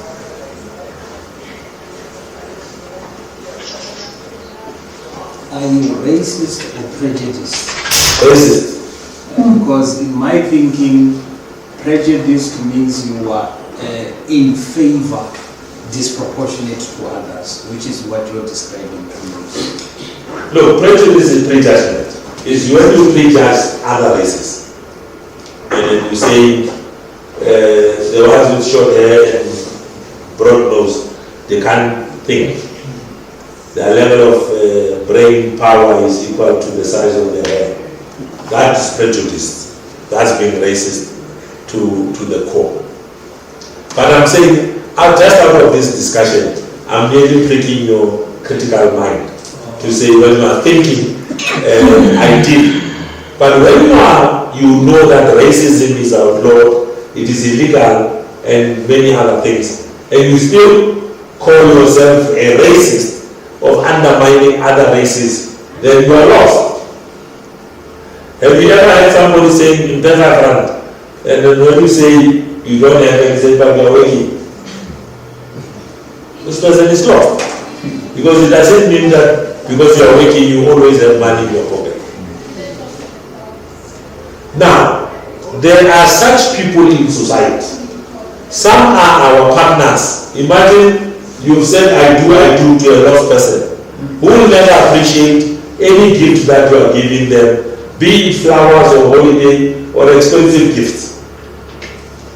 You are still not doing enough. These people are lost. Now imagine if these are your employees or your colleagues. Some of them are even your customers. You will never please them. You will go an extra mile to please them. You can't please them because they are lost. So in business, you have to understand that the society has got these types of people that you must only, I'm just empowering you with the technique to acknowledge them. And it's not you who lost them. So it's not your business to pick them up or to find them, because you can't find them. But if they are your colleagues, if it's your, until that do us part, if they are your partners, if it's the work environment, until they get retired or they get fired, but you are stuck with them. So it is very important to understand that in business, we have lost people that we relate to at any level. The second group is the lazy ones. These are like wheelbarrows. You have to push them before they deliver. How many of us in our work environment, we have people that are lazy? It doesn't matter how many times we can train them or show them the agency of submitting things on time, of dealing with customers, making customer service excellent. You keep on pushing them. And you know what is their biggest characteristic? Leadership. Yes, sir. Okay, sir. More fish mushkela. More fish mushkela is no problem. What I would say about the lazy ones that are wheelbarrows, the biggest characteristic, they talk too much.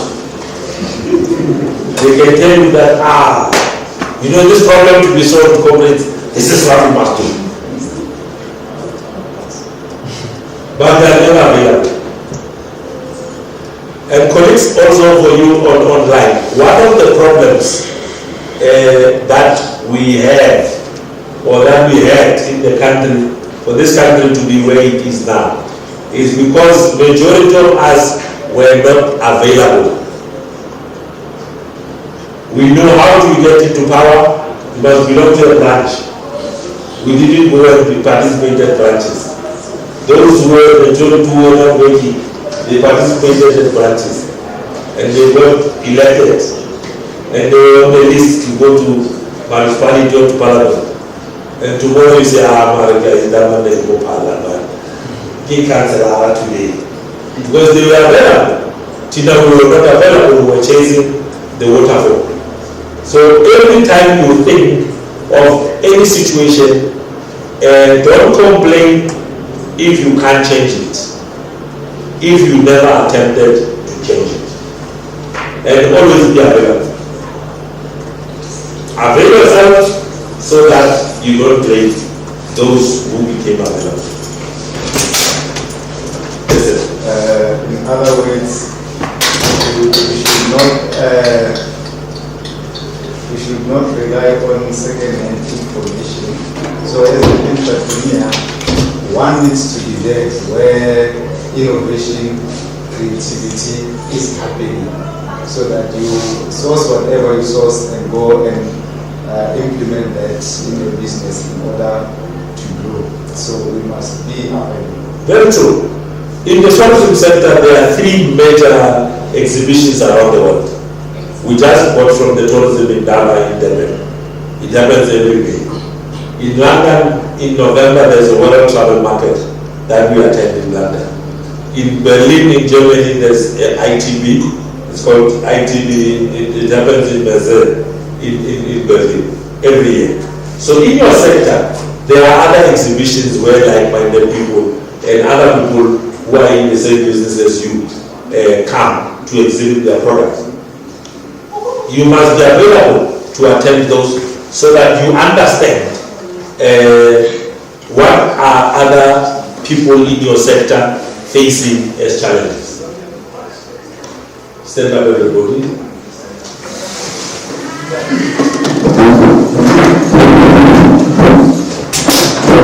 Turn to your left. Turn your right hand to the front. And then your left hand to the front. Touch the person in front of you on the shoulders and give them a massage. And then, by the way, you are going to get reversed, so you are going to give what you want. I don't say, I don't hear,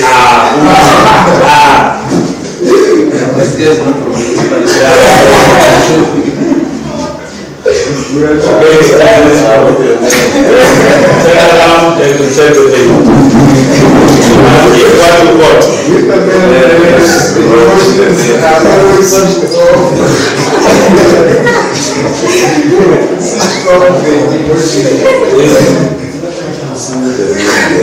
You will coach. You must give what you want. If you want hard hands, give them hands. Alright, thank you very much. Give yourselves a round of applause.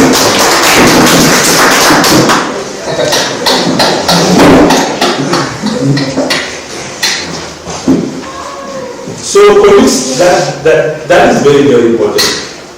And when you are running a business, you must know that those are the types of people. We've talked about the lazy ones, we've talked about the lost ones.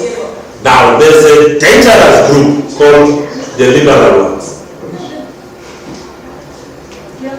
They sit on the fence, they are neither warm or cold. What is your favorite international soccer team? It's Barcelona. Barcelona. Argentina. Chelsea. Liverpool.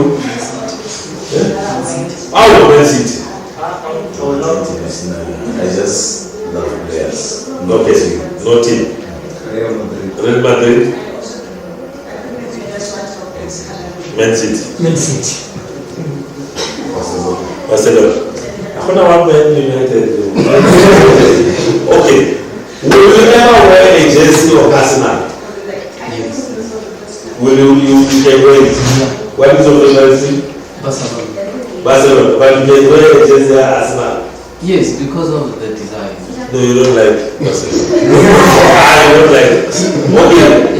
Catch you can't wear a jersey of Pirates. You can't. You turn the side. Again. Yes. So when you are liberal, tomorrow you are Chiefs, tomorrow you are Pirates, tomorrow you are Amazon, tomorrow you are Little Tattoo. Again, now imagine if this is your partner, married to every day, sometimes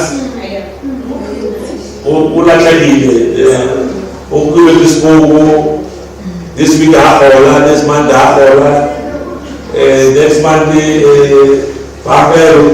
account is imagine. You love when they love, when they are angry, also be angry as well. Yes. So these are dangerous people. When we say they sit on the fence, again, now you can imagine if these are your employees. You've got deadlines to meet, you let them to be in charge of the production line. They want to explain why they did not do it. And you must understand why they did not do it. The client is hard on you, but they want you to understand why they did not please the client. The last group is called the liberated ones. These ones, color is not an issue, race is not an issue, gender is not an issue. They believe in what is right rather than who is right. These are the liberated people. Majority of successful entrepreneurs are liberated.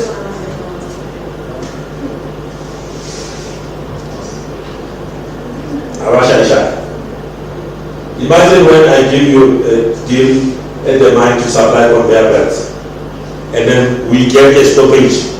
Conveyor belt they 1 year half. You must supply. You don't have money to supply. I ask you, you say by Friday we'll supply. Friday comes, you are not supplying. We call you, your phones are off. Monday, we call you, you say no. Give me until 4 o'clock. Do you know how much production the mine has lost? They're losing 2 billion a day. So for you not supplying, you are costing this person that has relied on you for the service that you claim you can do. Let me give you a stupid example. How many of you are drinking here? Alcohol.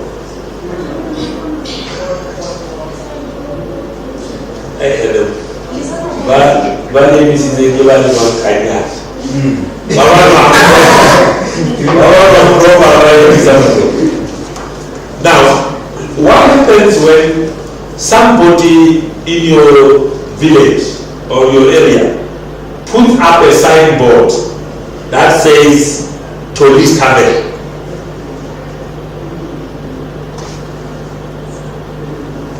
What happens when somebody puts a poster that says tourist cabin in your locality?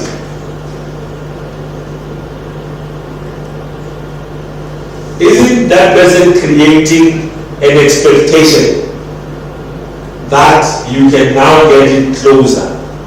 So if you normally buy your seats in town, and then when you come home, you can then you leave it in town, you come to, you know you will get closer and very cold. And you walk in there and your brand is not there.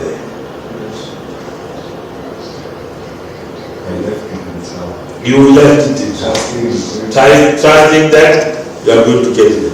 That's what we do with business. When you start printing a business card, you are creating an expectation. And if you cannot live up to that expectation, then know that you have decimally let down your customer. Are they going to trust you?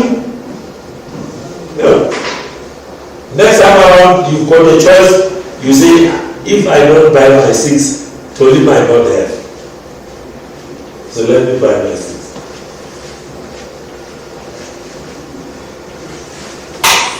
So you see some of these small things that we overlook and undermine in business. They are very, very important because they impact on our outlook and our ability and capability to service our clients. But it's never too late to transform. If you find yourself that you are lazy or lost or liberal, if you want to become liberated, then you become a leader. So this is a vehicle that will help you to become liberated.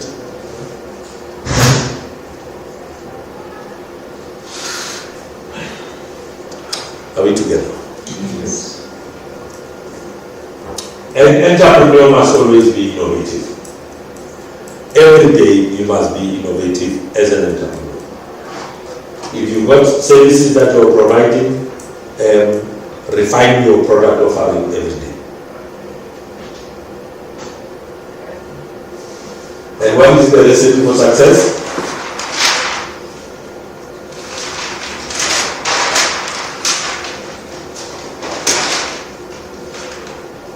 Consistency. We call them 5 P's.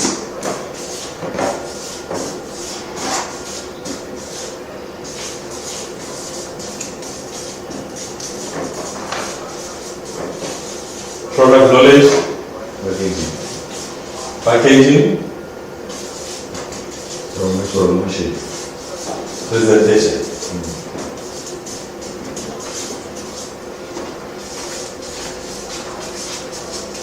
Personality and perseverance.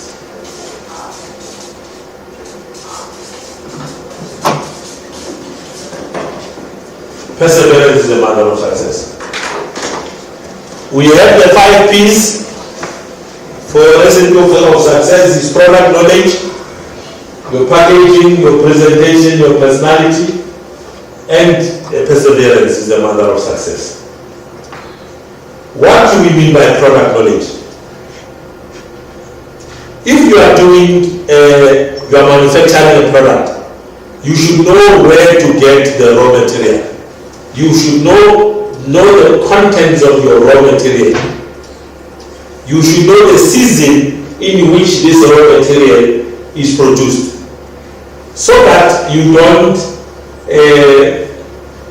produce a summer product and in winter when it is not there, the demand is high, you can't supply it. But also know how does this product work. Know the effect or the impact of this product. If it's medicine, know what does it cure. If it's a beautifying product, know how does it work, what does it, how does it make the normal abnormal. I couldn't tell you what I was saying today about the makeup. Makeup over there something else.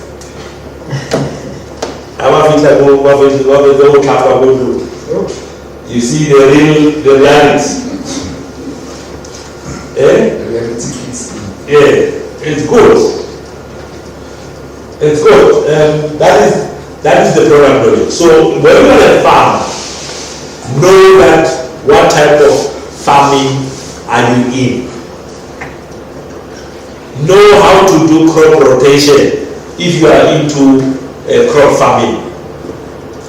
If you are into animal or stock farming, also know the diseases that are prevalent in your area and have a plan of how to deal with those diseases. Know your peak season and your off-peak season. What do I mean by that?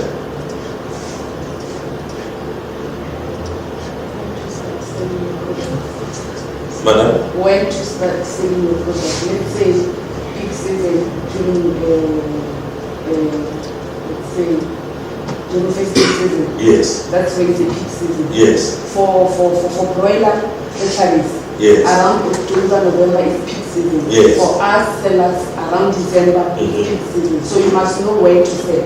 especially month end for us as a broiler farmer, you know your product must be ready towards that time. Don't say you don't make your stock to be ready during Mamparam. Yes. So that your peak season you have stock. That's product knowledge, isn't it?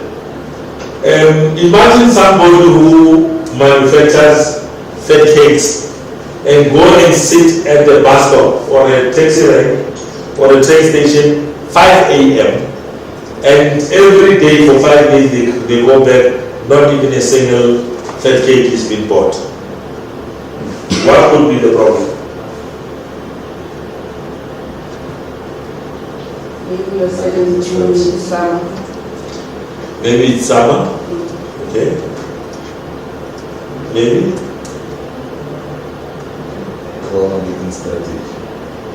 Yes, but you are there with your fat cakes. They are there. And there's 2,000 people passing by. Presentation. Maybe it's presentation. What else? Timing. How so? It's 5 a.m. in the morning. 5 a.m. in the morning.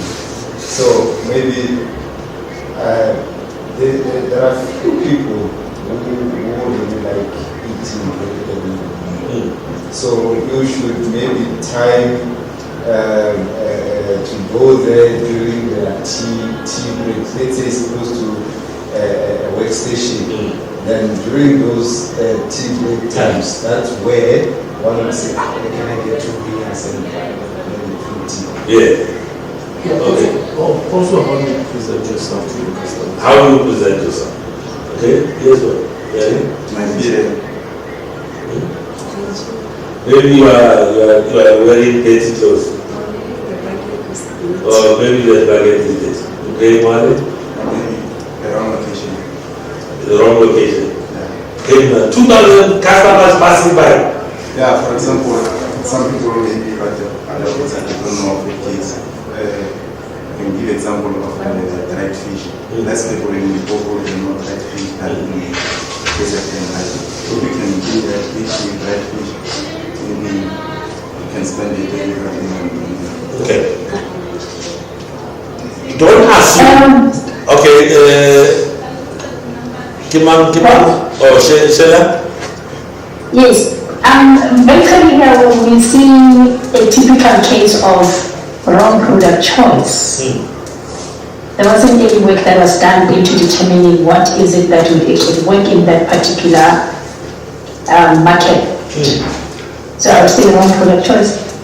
Ideally, it would be lack of testing your product and assuming that your customers are going to wear. When you check, you find out for these customers are actually working night shift, so they are knocking off and going home. Yeah. And you thought they are going to work, and you thought they will buy this case for tea break at work, only to find out no, they are knocking off, so they don't want their cakes to go back home because they are going to sleep and then they are going to eat lunch at home when they wake up. So I'm trying to emphasize the point that don't think that your product is always relevant to the market. Yes, ma'am. Yeah, like selling pork products around here. Yes. Yeah, I mean, yes. It's ideal for you to sell in pork. Remember, 90% of the people living around here. Yes. This is it. Yes. Or in fact, put it blunt. Imagine when you go and sell pork product at the entrance of Moni. We're actually the entrance. Yeah. So your business cannot thrive. That's true. Yeah. Yeah. So don't assume that it's very important, colleagues. It's very important. Don't assume that this product will sell to those markets.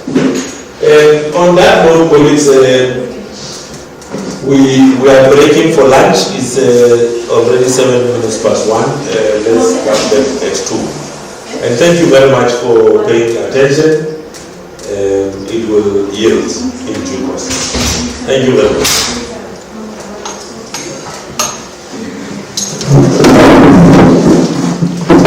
Guys, I see some of you didn't complete the register. Please do.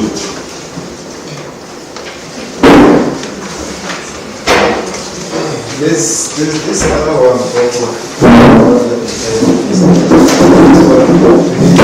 Yeah. Yeah, you sign for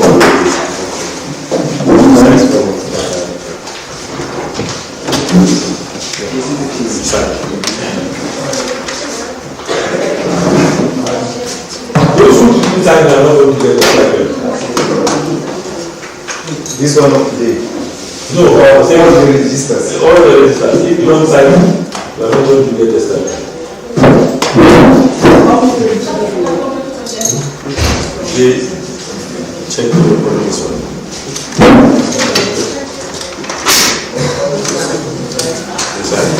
Yeah, no, that is only one.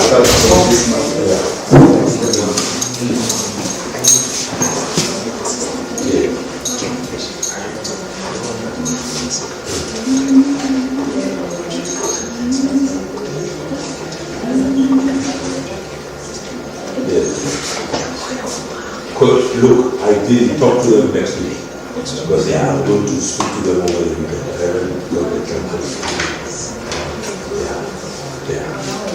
God is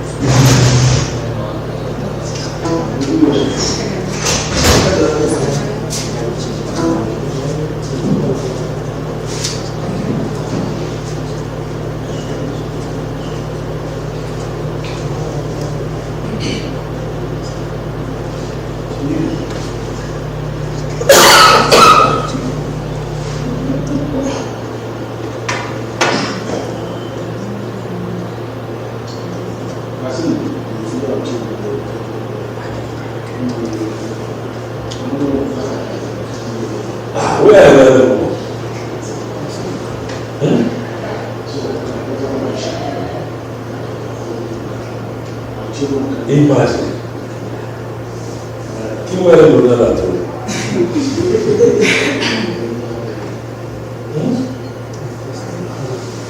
The other people disappeared. No, my side said you will join us later. Is Okay.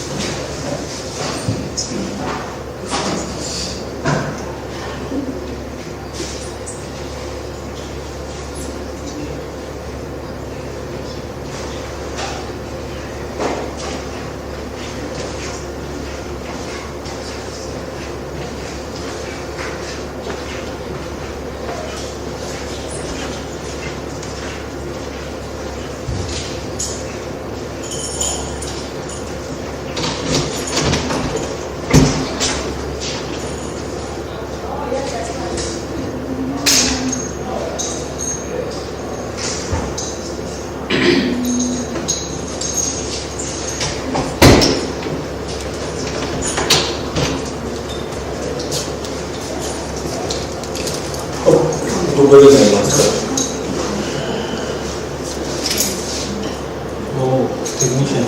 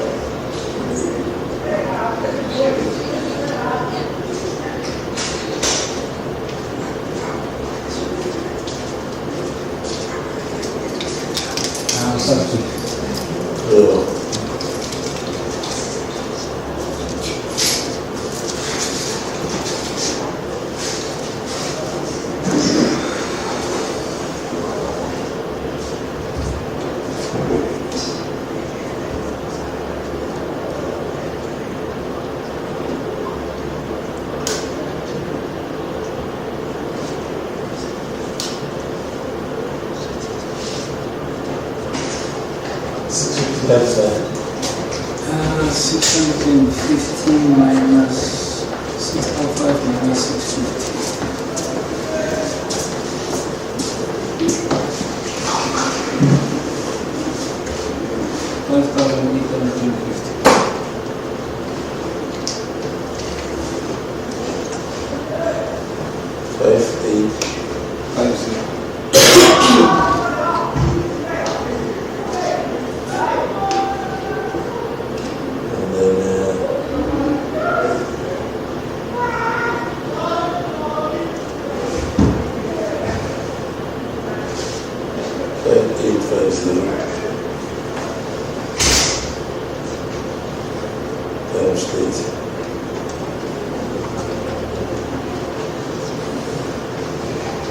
75,500.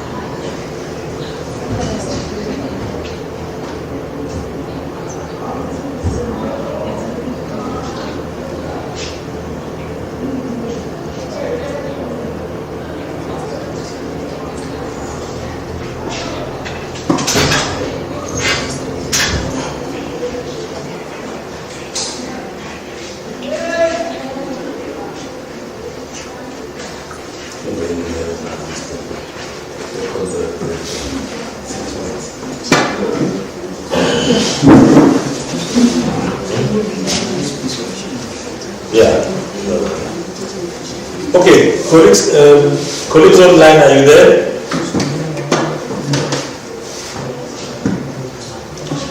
At the moment, it's connected.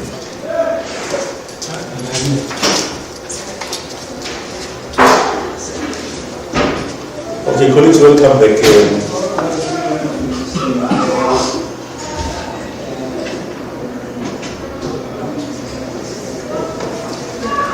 We touched on creativity and practical innovation. And then before we break, I was giving the recipe for success.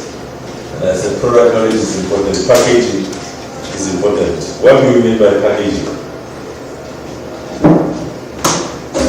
You can't be a hairdresser and look like a motor mechanic. Okay. Yes, you can't go and sell, imagine a nurse wearing uniform wear to motor mechanic. You must look the part, dress appropriately when you are going to see your clients. Package yourself. Again, carry your tools of trade. What are tools of trade?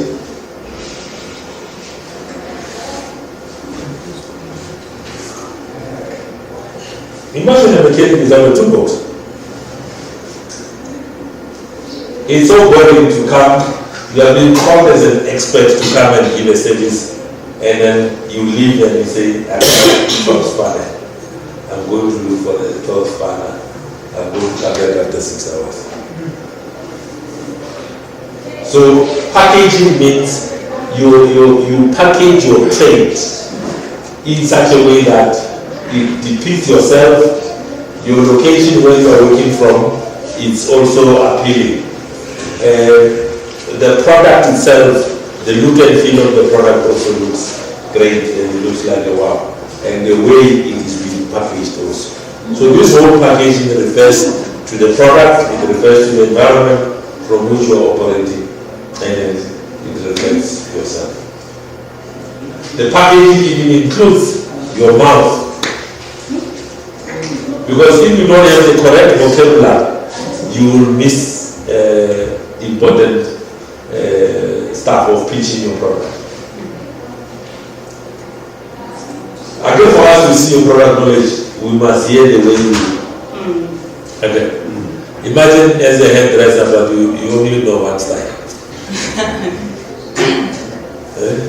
When they ask you for a what is this hairstyle called? That's called beads. And then they say, I don't know. And the person says, I'm going to call it, I'm coming back. They never come back. Because you don't know. So So the packaging, it means if you are able to tell your customer where to get the hairstyle the hairpiece again, where to get the hairpieces, how much are the hairpieces. If you want to grow beard to be like this special Nigerian beard, you know which oil to use, how many times should they use the oil, and so on and so forth. So that packaging includes you as a brand. Presentation, what do you mean by presentation? Presentation,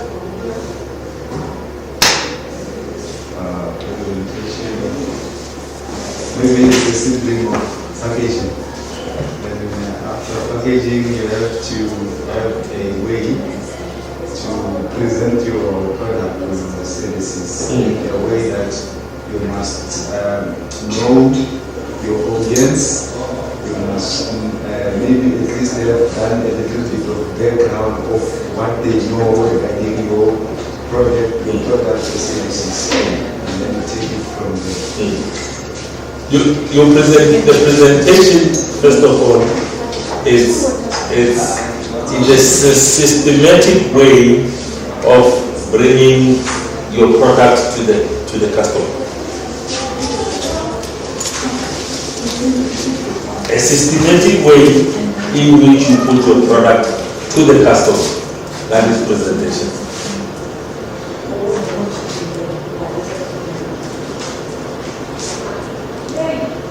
The handling of your product to the customer's hands is also part of the presentation.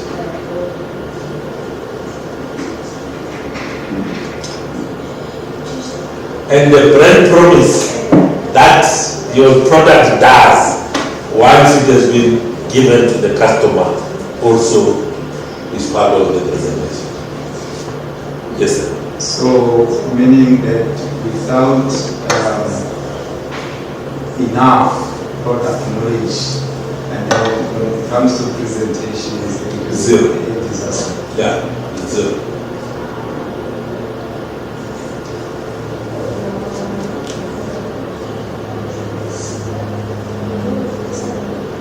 So presentation is very, very important. Now, I've included this interesting term called personality. What do you think a product personality? This is not your personality. It's the personality of the product. It means your business has come to life. It's your style. It's got a personality. What do we mean when we say your product should have a personality? Attributes. Attributes. Such as? Maybe a unique product offering in the market. Maybe something that fulfills a specific function in let's say a niche function. Or sometimes you have products that appeal to the broader market. Sometimes you have products that are specific to an isolated market. They are not necessarily the same. So the characteristics of a product must appeal to a particular market section. So to me, the personality of the product is what defines this product in relation to the range of products in the specific market section. Okay. To add on that, I can give a practical example of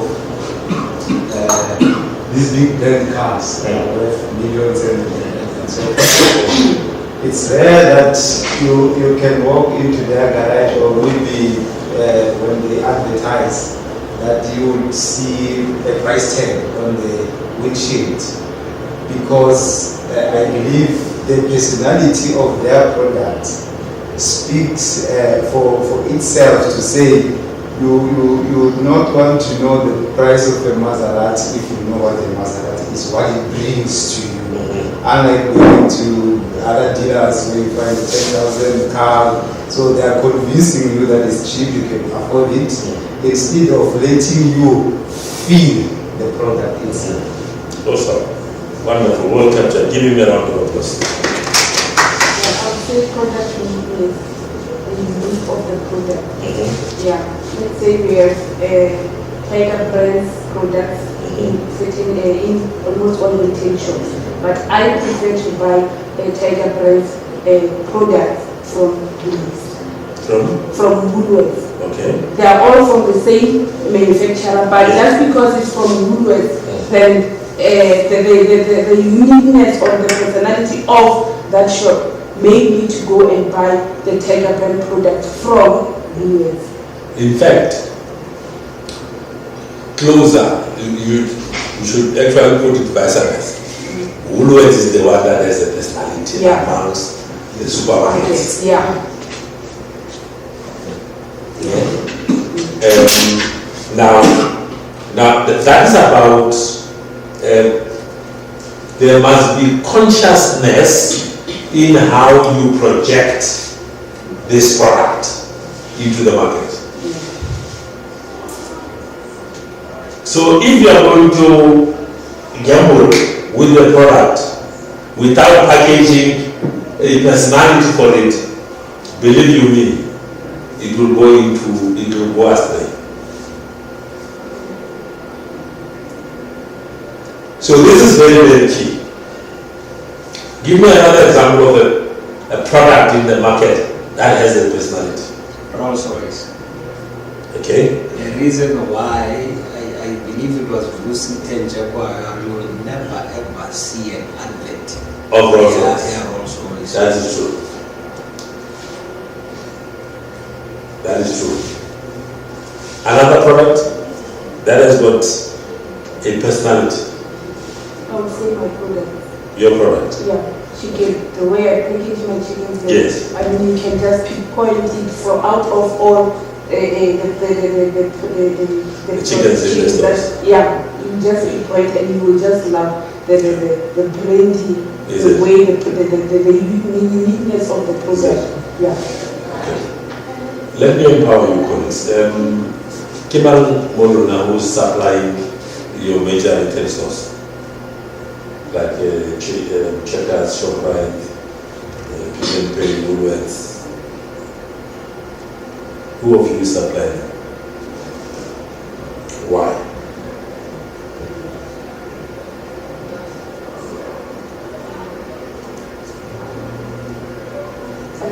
I would say the issue of compliance.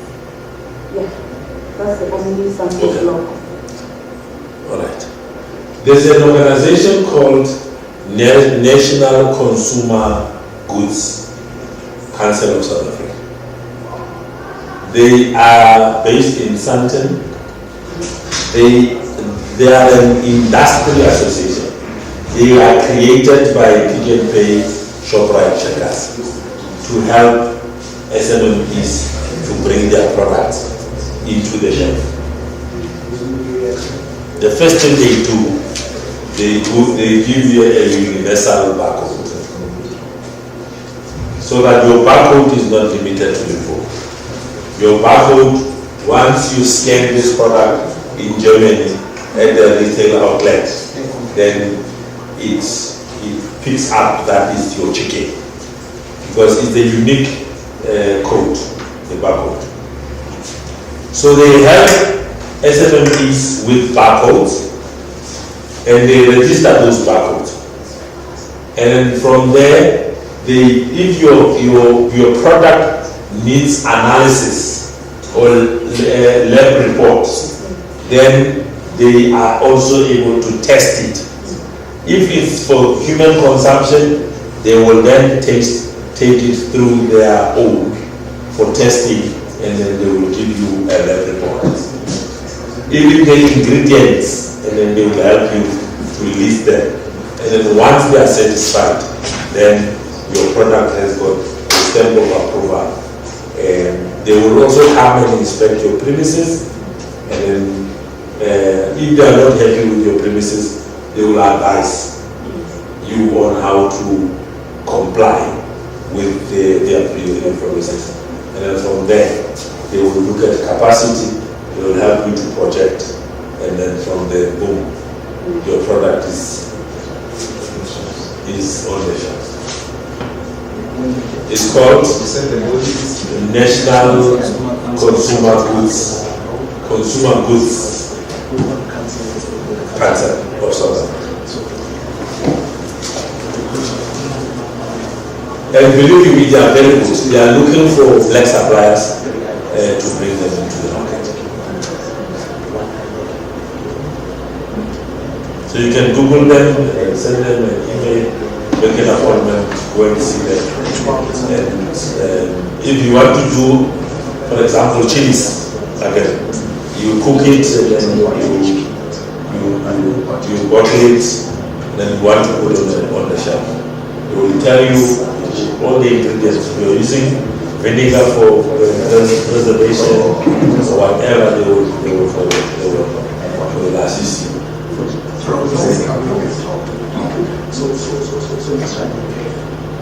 Okay. Another example of a product that has a restaurant. Is 5, 6, 7. Yes, sir.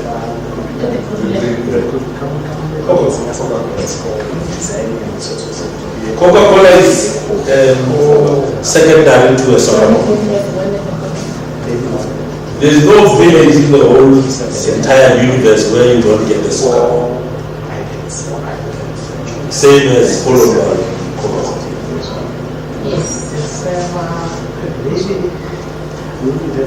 But what is the personality about it? You can drink it with alcohol, you can drink it with food, you can drink it.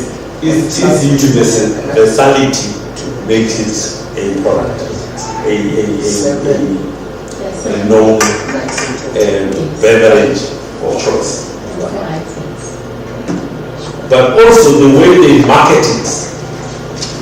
You know, Coca-Cola does not mind to put 5 ketchups next to each other and brand all of them Coca-Cola. That is why it's got a brand personality. And okay. So yeah, I wanted to. Yes, ma'am. What's it? Scusa se evita.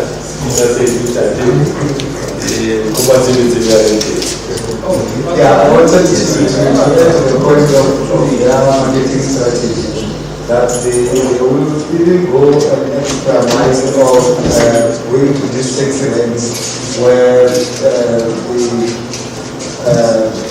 help those ladies who are doing food there and everything to promote their businesses and tell you that it is Coca-Cola is good with a meal. Yes. So they bring that gassy flavor into Coca-Cola. Now, there's something called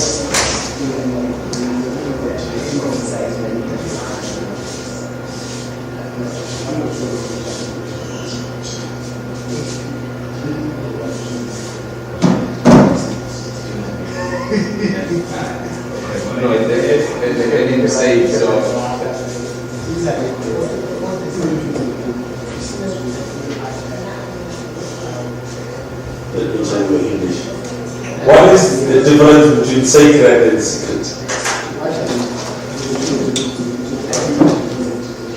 Yes. Sacred can be considered spiritual. Secret is hiding things. Now, why are people having a difficulty of copying Coca-Cola? Why can't even Chinese can't have a counterfeit of Coca-Cola? I believe there are only 2 people in the world that have the exact recipe of Coca-Cola. There are 3. Where is Coca-Cola? The syrup, where is it manufactured? Where? In Atlanta. All these bottlers, they are called bottlers. They don't have touch over the secret syrup. So they make sure that the syrup is only produced in Atlanta and it's distributed the whole world. Sometimes when there's a shortage of Coca-Cola, the syrup doesn't arrive from Atlanta. And there are 3 people who don't work together while they produce the syrup. The other one produces this component, the other one produces this component. The one mixes them and they don't know. And they kept it like that since they started with Coca-Cola.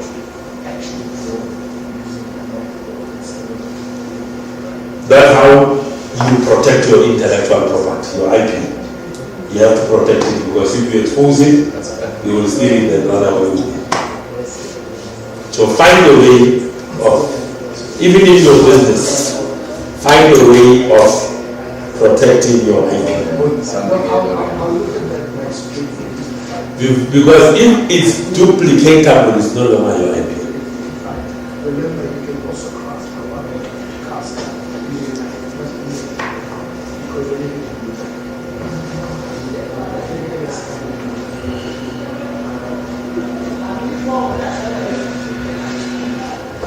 Are we together? Okay. Mental blocks to creativity. Oh, okay. I didn't catch perseverance. What do we mean by perseverance? Yes. You don't start your hair business today and tomorrow you are a multi-millionaire. Okay. You persevere. You build the product, you test the market, you refine it, you go back to the market consistently. Isn't it? One other thing, don't think that even if you don't have customers in your business, that potential customers don't see it. And today you open at 8, the next day you open at 10, the third day you are not open. You open on Friday again at 9. That you've killed that business. Consistency, if you open at 7 a.m., whether there's a customer or not, that business must be open. Because you created an expectation that whenever somebody wants to look for a product, they will find it. So consistency is very important. Whether it's raining, come rain, come sunshine.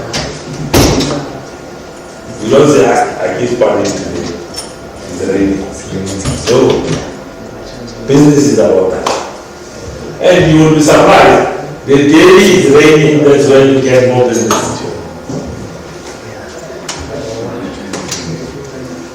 Okay, so these 5 P's codes are our perfect recipe for success.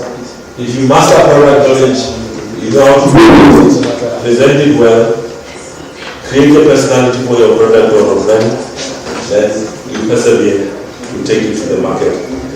Believe you me, your chicken will be in goods in the shelf.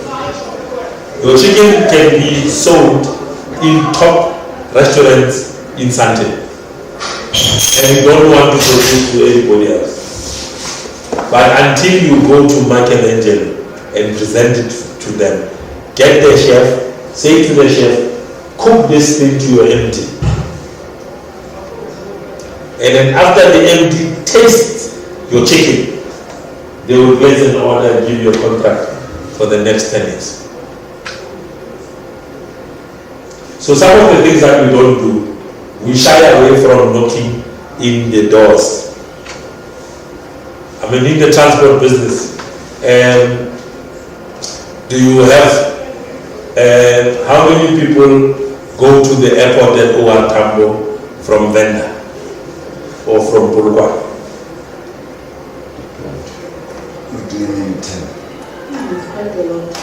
Quite a lot. Mostly it's like, especially from Limpopo, they just want to help and maybe 10. No, I'm saying to the airport.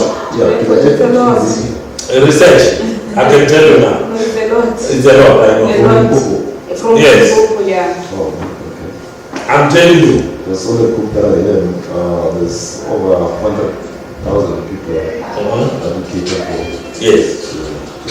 Yes, but I'm telling you, If, just for argument's sake, put a poster of say a special trip to water and see the responses, or create a group that says test the market, you will see.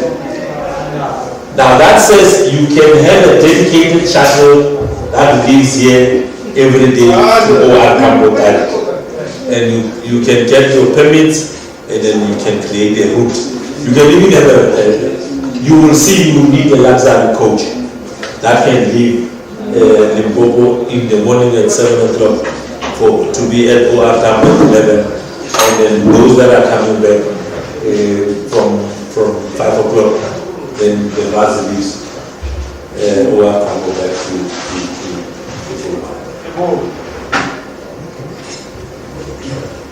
the group that I'm on does that, specifically say, just that for, especially maybe for one case, OR Campo alone, there's hardly none, maybe 2 or 3. Look, remember, they may not use the same system. They may be using other, for example, government alone. I can tell you now, the provincial government, the guys that are going to OR Tambo every day, going to Cape Town, Durban, they are a lot. But you may not know them because they are not using taxis. But if you tell them of the service, then you will see their response. You are saying, park the car in the comfort of your home or the office, we will shuttle you from your office directly to OR. If you can check the number of cars moving from Toronto on a daily basis, it's quite a lot. It means there is a shortage of transport somewhere. If it was possible, then our airport is not that functional. Not true. So people, they prefer to use the route transport. So, but if it was functional, I believe almost every day, 2 banking, what do you call this? Aircraft. Go to air outing. There are a lot of people going that side. Almost every day. You check the buses, you check taxis, you check the private cars, hiking spots, everywhere. Like everyone is moving on a daily basis. Even though they are not going directly to the international airport, but they are going that side. Yeah, that one I do get, because from my side also, the transport business, I can say it's doing well, because maybe there's a trip to go there and come back daily, and we use the H1s and return. Yes. Those ones, but especially maybe just for airport only, that one, there's hardly almost zero. Maybe almost a week on the group that I am on. And we do have all the car works and everything to travel. Even during COVID, we were operating.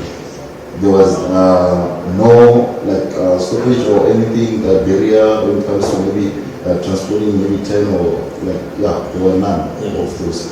But then yes, people do commute every day, almost every day. Even today when I got here, one of the transport was going there, and we had only one person who was going to Cape Town.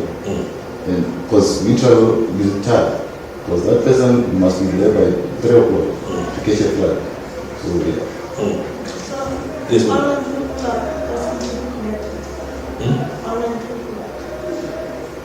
We are not connected.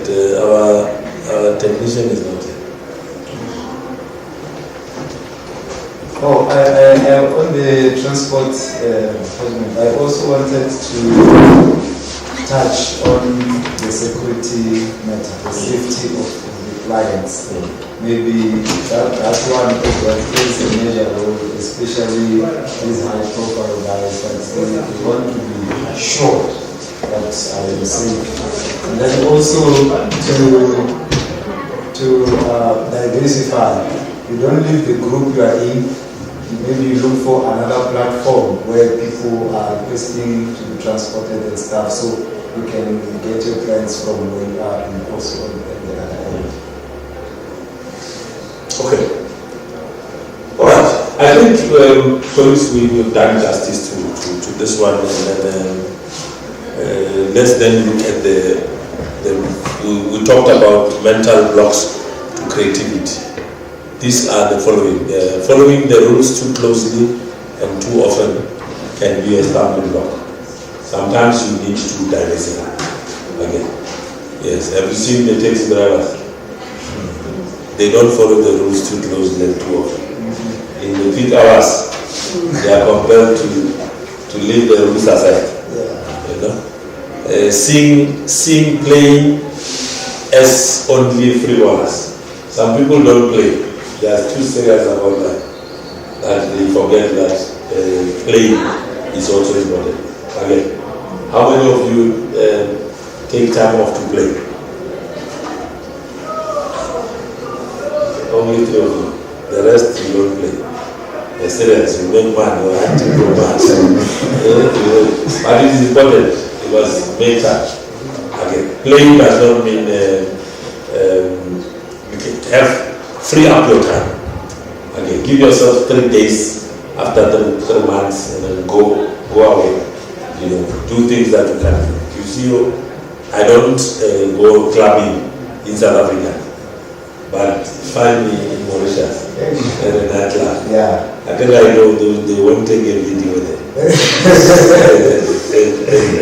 They hardly do it. They hardly know me, so there's no need to take. But if I can go to I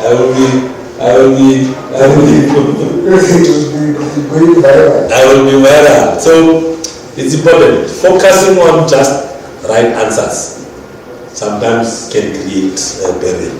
I get being judgmental and critical. But more important is nothing. You know, fear of failure, we said it earlier on, discomfort with taking risks. And then lack of openness to ideas, difficulty in hearing other perspective or opinion, lack of openness to ideas. You must always open up to new ideas. Political problems and term battles, collaboration. Some are affected by the change of political environment in the province, isn't it? Yeah. That should not worry you, because your product must fix. Your product must be your mouthpiece, isn't it?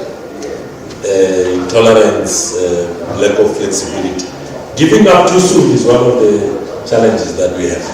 Worrying too much about what people think.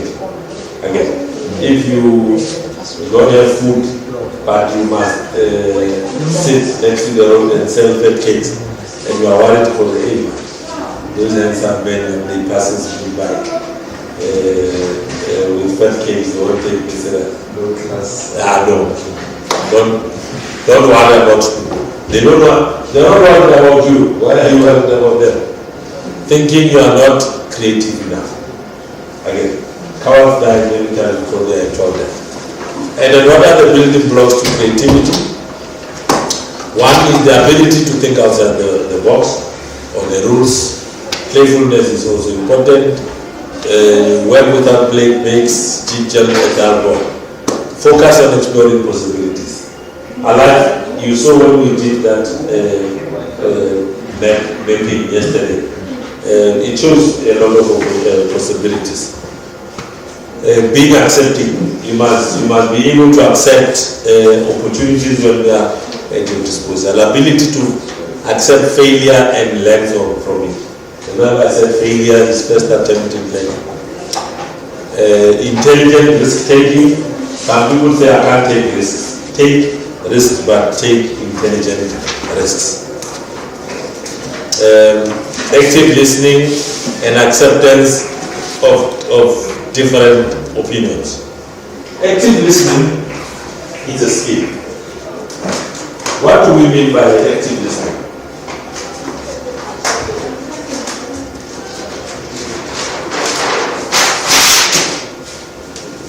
Active listening.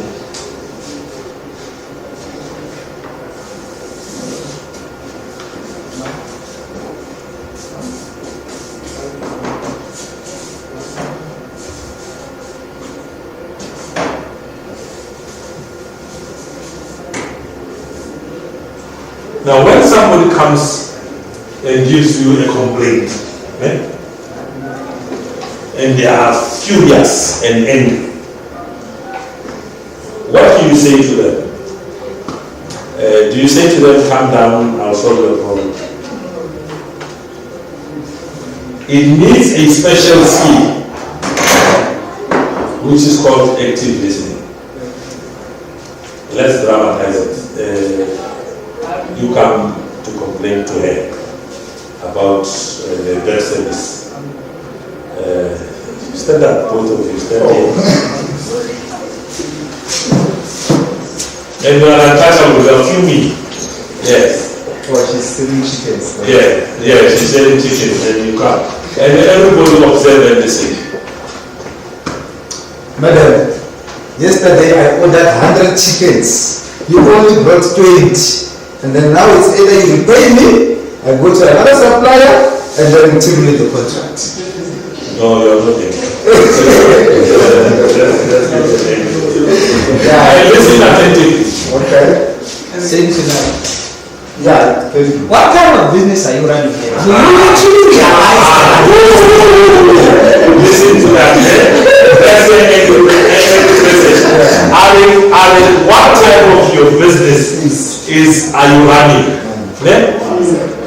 Are there facts there? There are no facts. In emotions.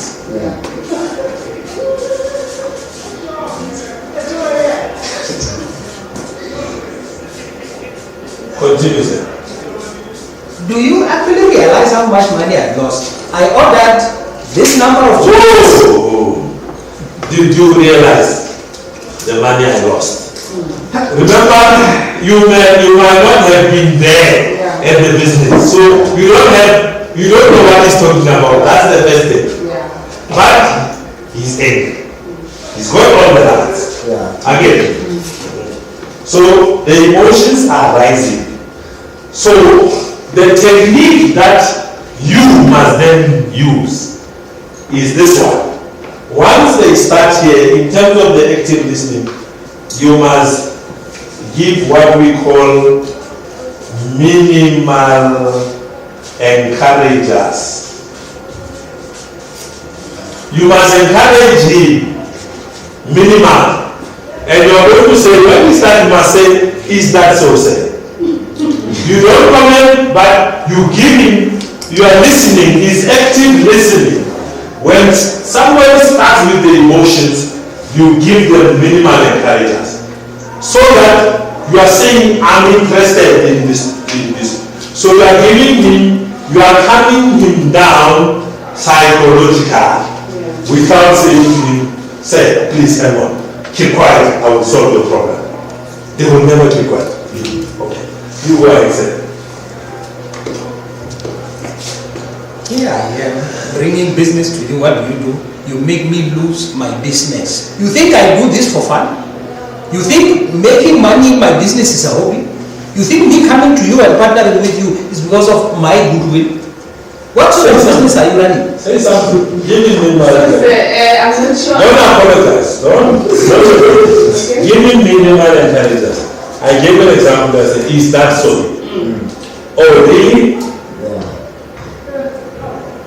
Then that's how I must respond. That's how you must respond. Oh, okay. Because he must fume up to here, where he now he will start giving you facts from here.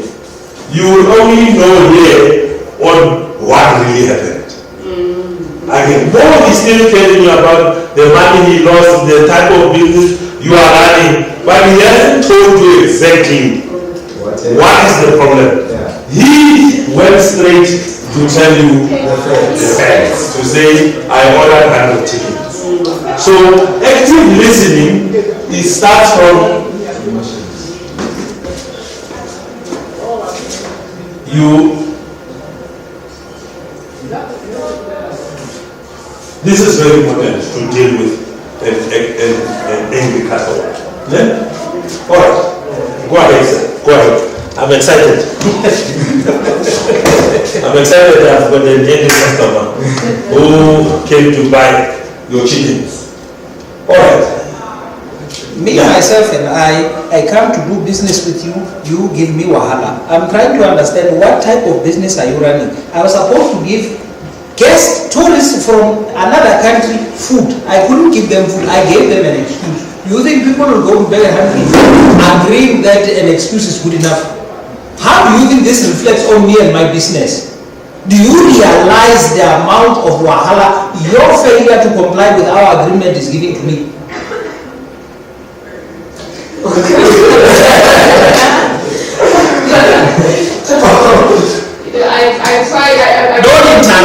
interrupt, interrupter. Try and listen to what I'm saying. I have lost a lot of money, not because I am paying. Is that so? Is that so? Yeah. Not because I'm paying to keep my end of the business. What example is that so? Is that in trouble? You understand? Yeah. Yes. So you remember, logically, an angry customer will first display emotions. Your role is to give them minimal encouragers. To fume quickly. You are saying to them, fume quickly because we have to solve the problem. Okay. So once you give them minimal encouragers, they fume and they tell you the effects of what happened. Then you then accept their feelings.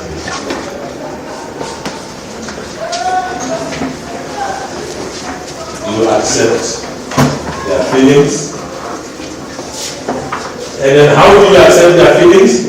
You clarify first.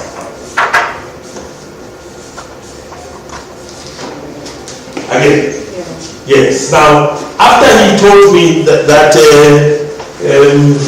he lost an opportunity, it was your opportunity to say, what happened? Because he hasn't told you what happened. Again. Then he will tell me, yesterday I placed an order of 200 chickens. He's giving you first. What is your response when you accept the thing? I can imagine how angry you are, or how annoyed you are, or how frustrated you are. And then what you do when you clarify the facts, you name the mood. And never miss out on the mood. Never say to somebody he's frustrated when he's angry. You must name the correct mood. Because if you are saying that, it means you're not listening to them. You missed the point. You missed the point. And if you're listening, he starts from scratch. Because when you say to me, I can imagine say how angry you are, that's a wrong product, or there was non-delivery or non-performance from our part. You've clarified the things. You've named the mood. You've accepted the feelings. Now you come with the solution. We will make sure that your next order said 50% will be from us. And then we will make sure that personally we will assign somebody to deal with your orders. And once more, our sincere apologies. That's where this all comes in. After you've solved the problem, you don't apologize before you solve the problem. So it's called active listening. This is our session for the day. Thank you, ladies and gentlemen. Give yourselves a big round of applause.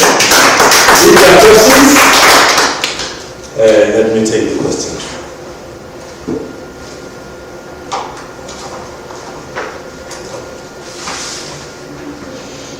Does it make sense? Yes. Does it empower you? Does it help you?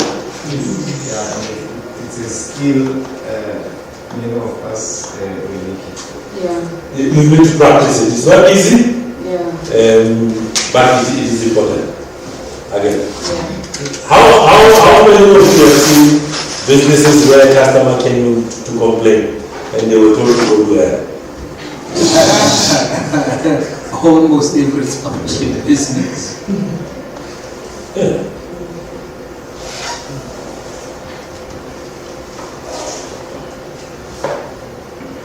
My brother will send them a message. our classes often. I will apologize for the technical glitches. But yeah, we'll come to the end of this bulletin. But I'm saying, these are some of this. These are not in your books, guys. You might appreciate one thing. I'm not going line by line on the book. I'm not a teacher. I facilitate knowledge. So I'm facilitating. The rest is we are giving you these books for you to read and help the broader understanding. Again.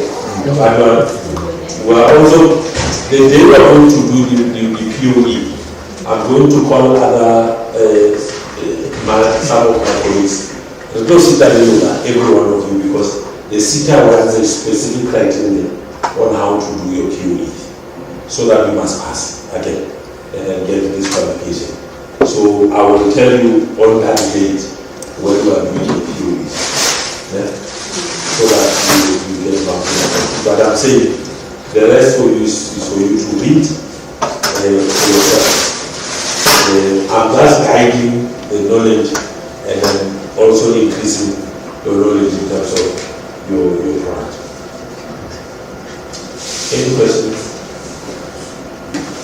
Yes, sir. So tomorrow we will do POE. No, we're going to do a guide on the POE. Yeah, but I'm saying we are not completing that. But it will just be a guide on how to go. Because some of these things, again, you see these ones, if you wrote them down, they will form part of your POE. Okay. It shows here better knowledge. It shows for you're in class doing something. Okay. Some of those activities that you did, you must take pictures of them, print them. The homeworks that you are doing, where you still everything must be put into the view.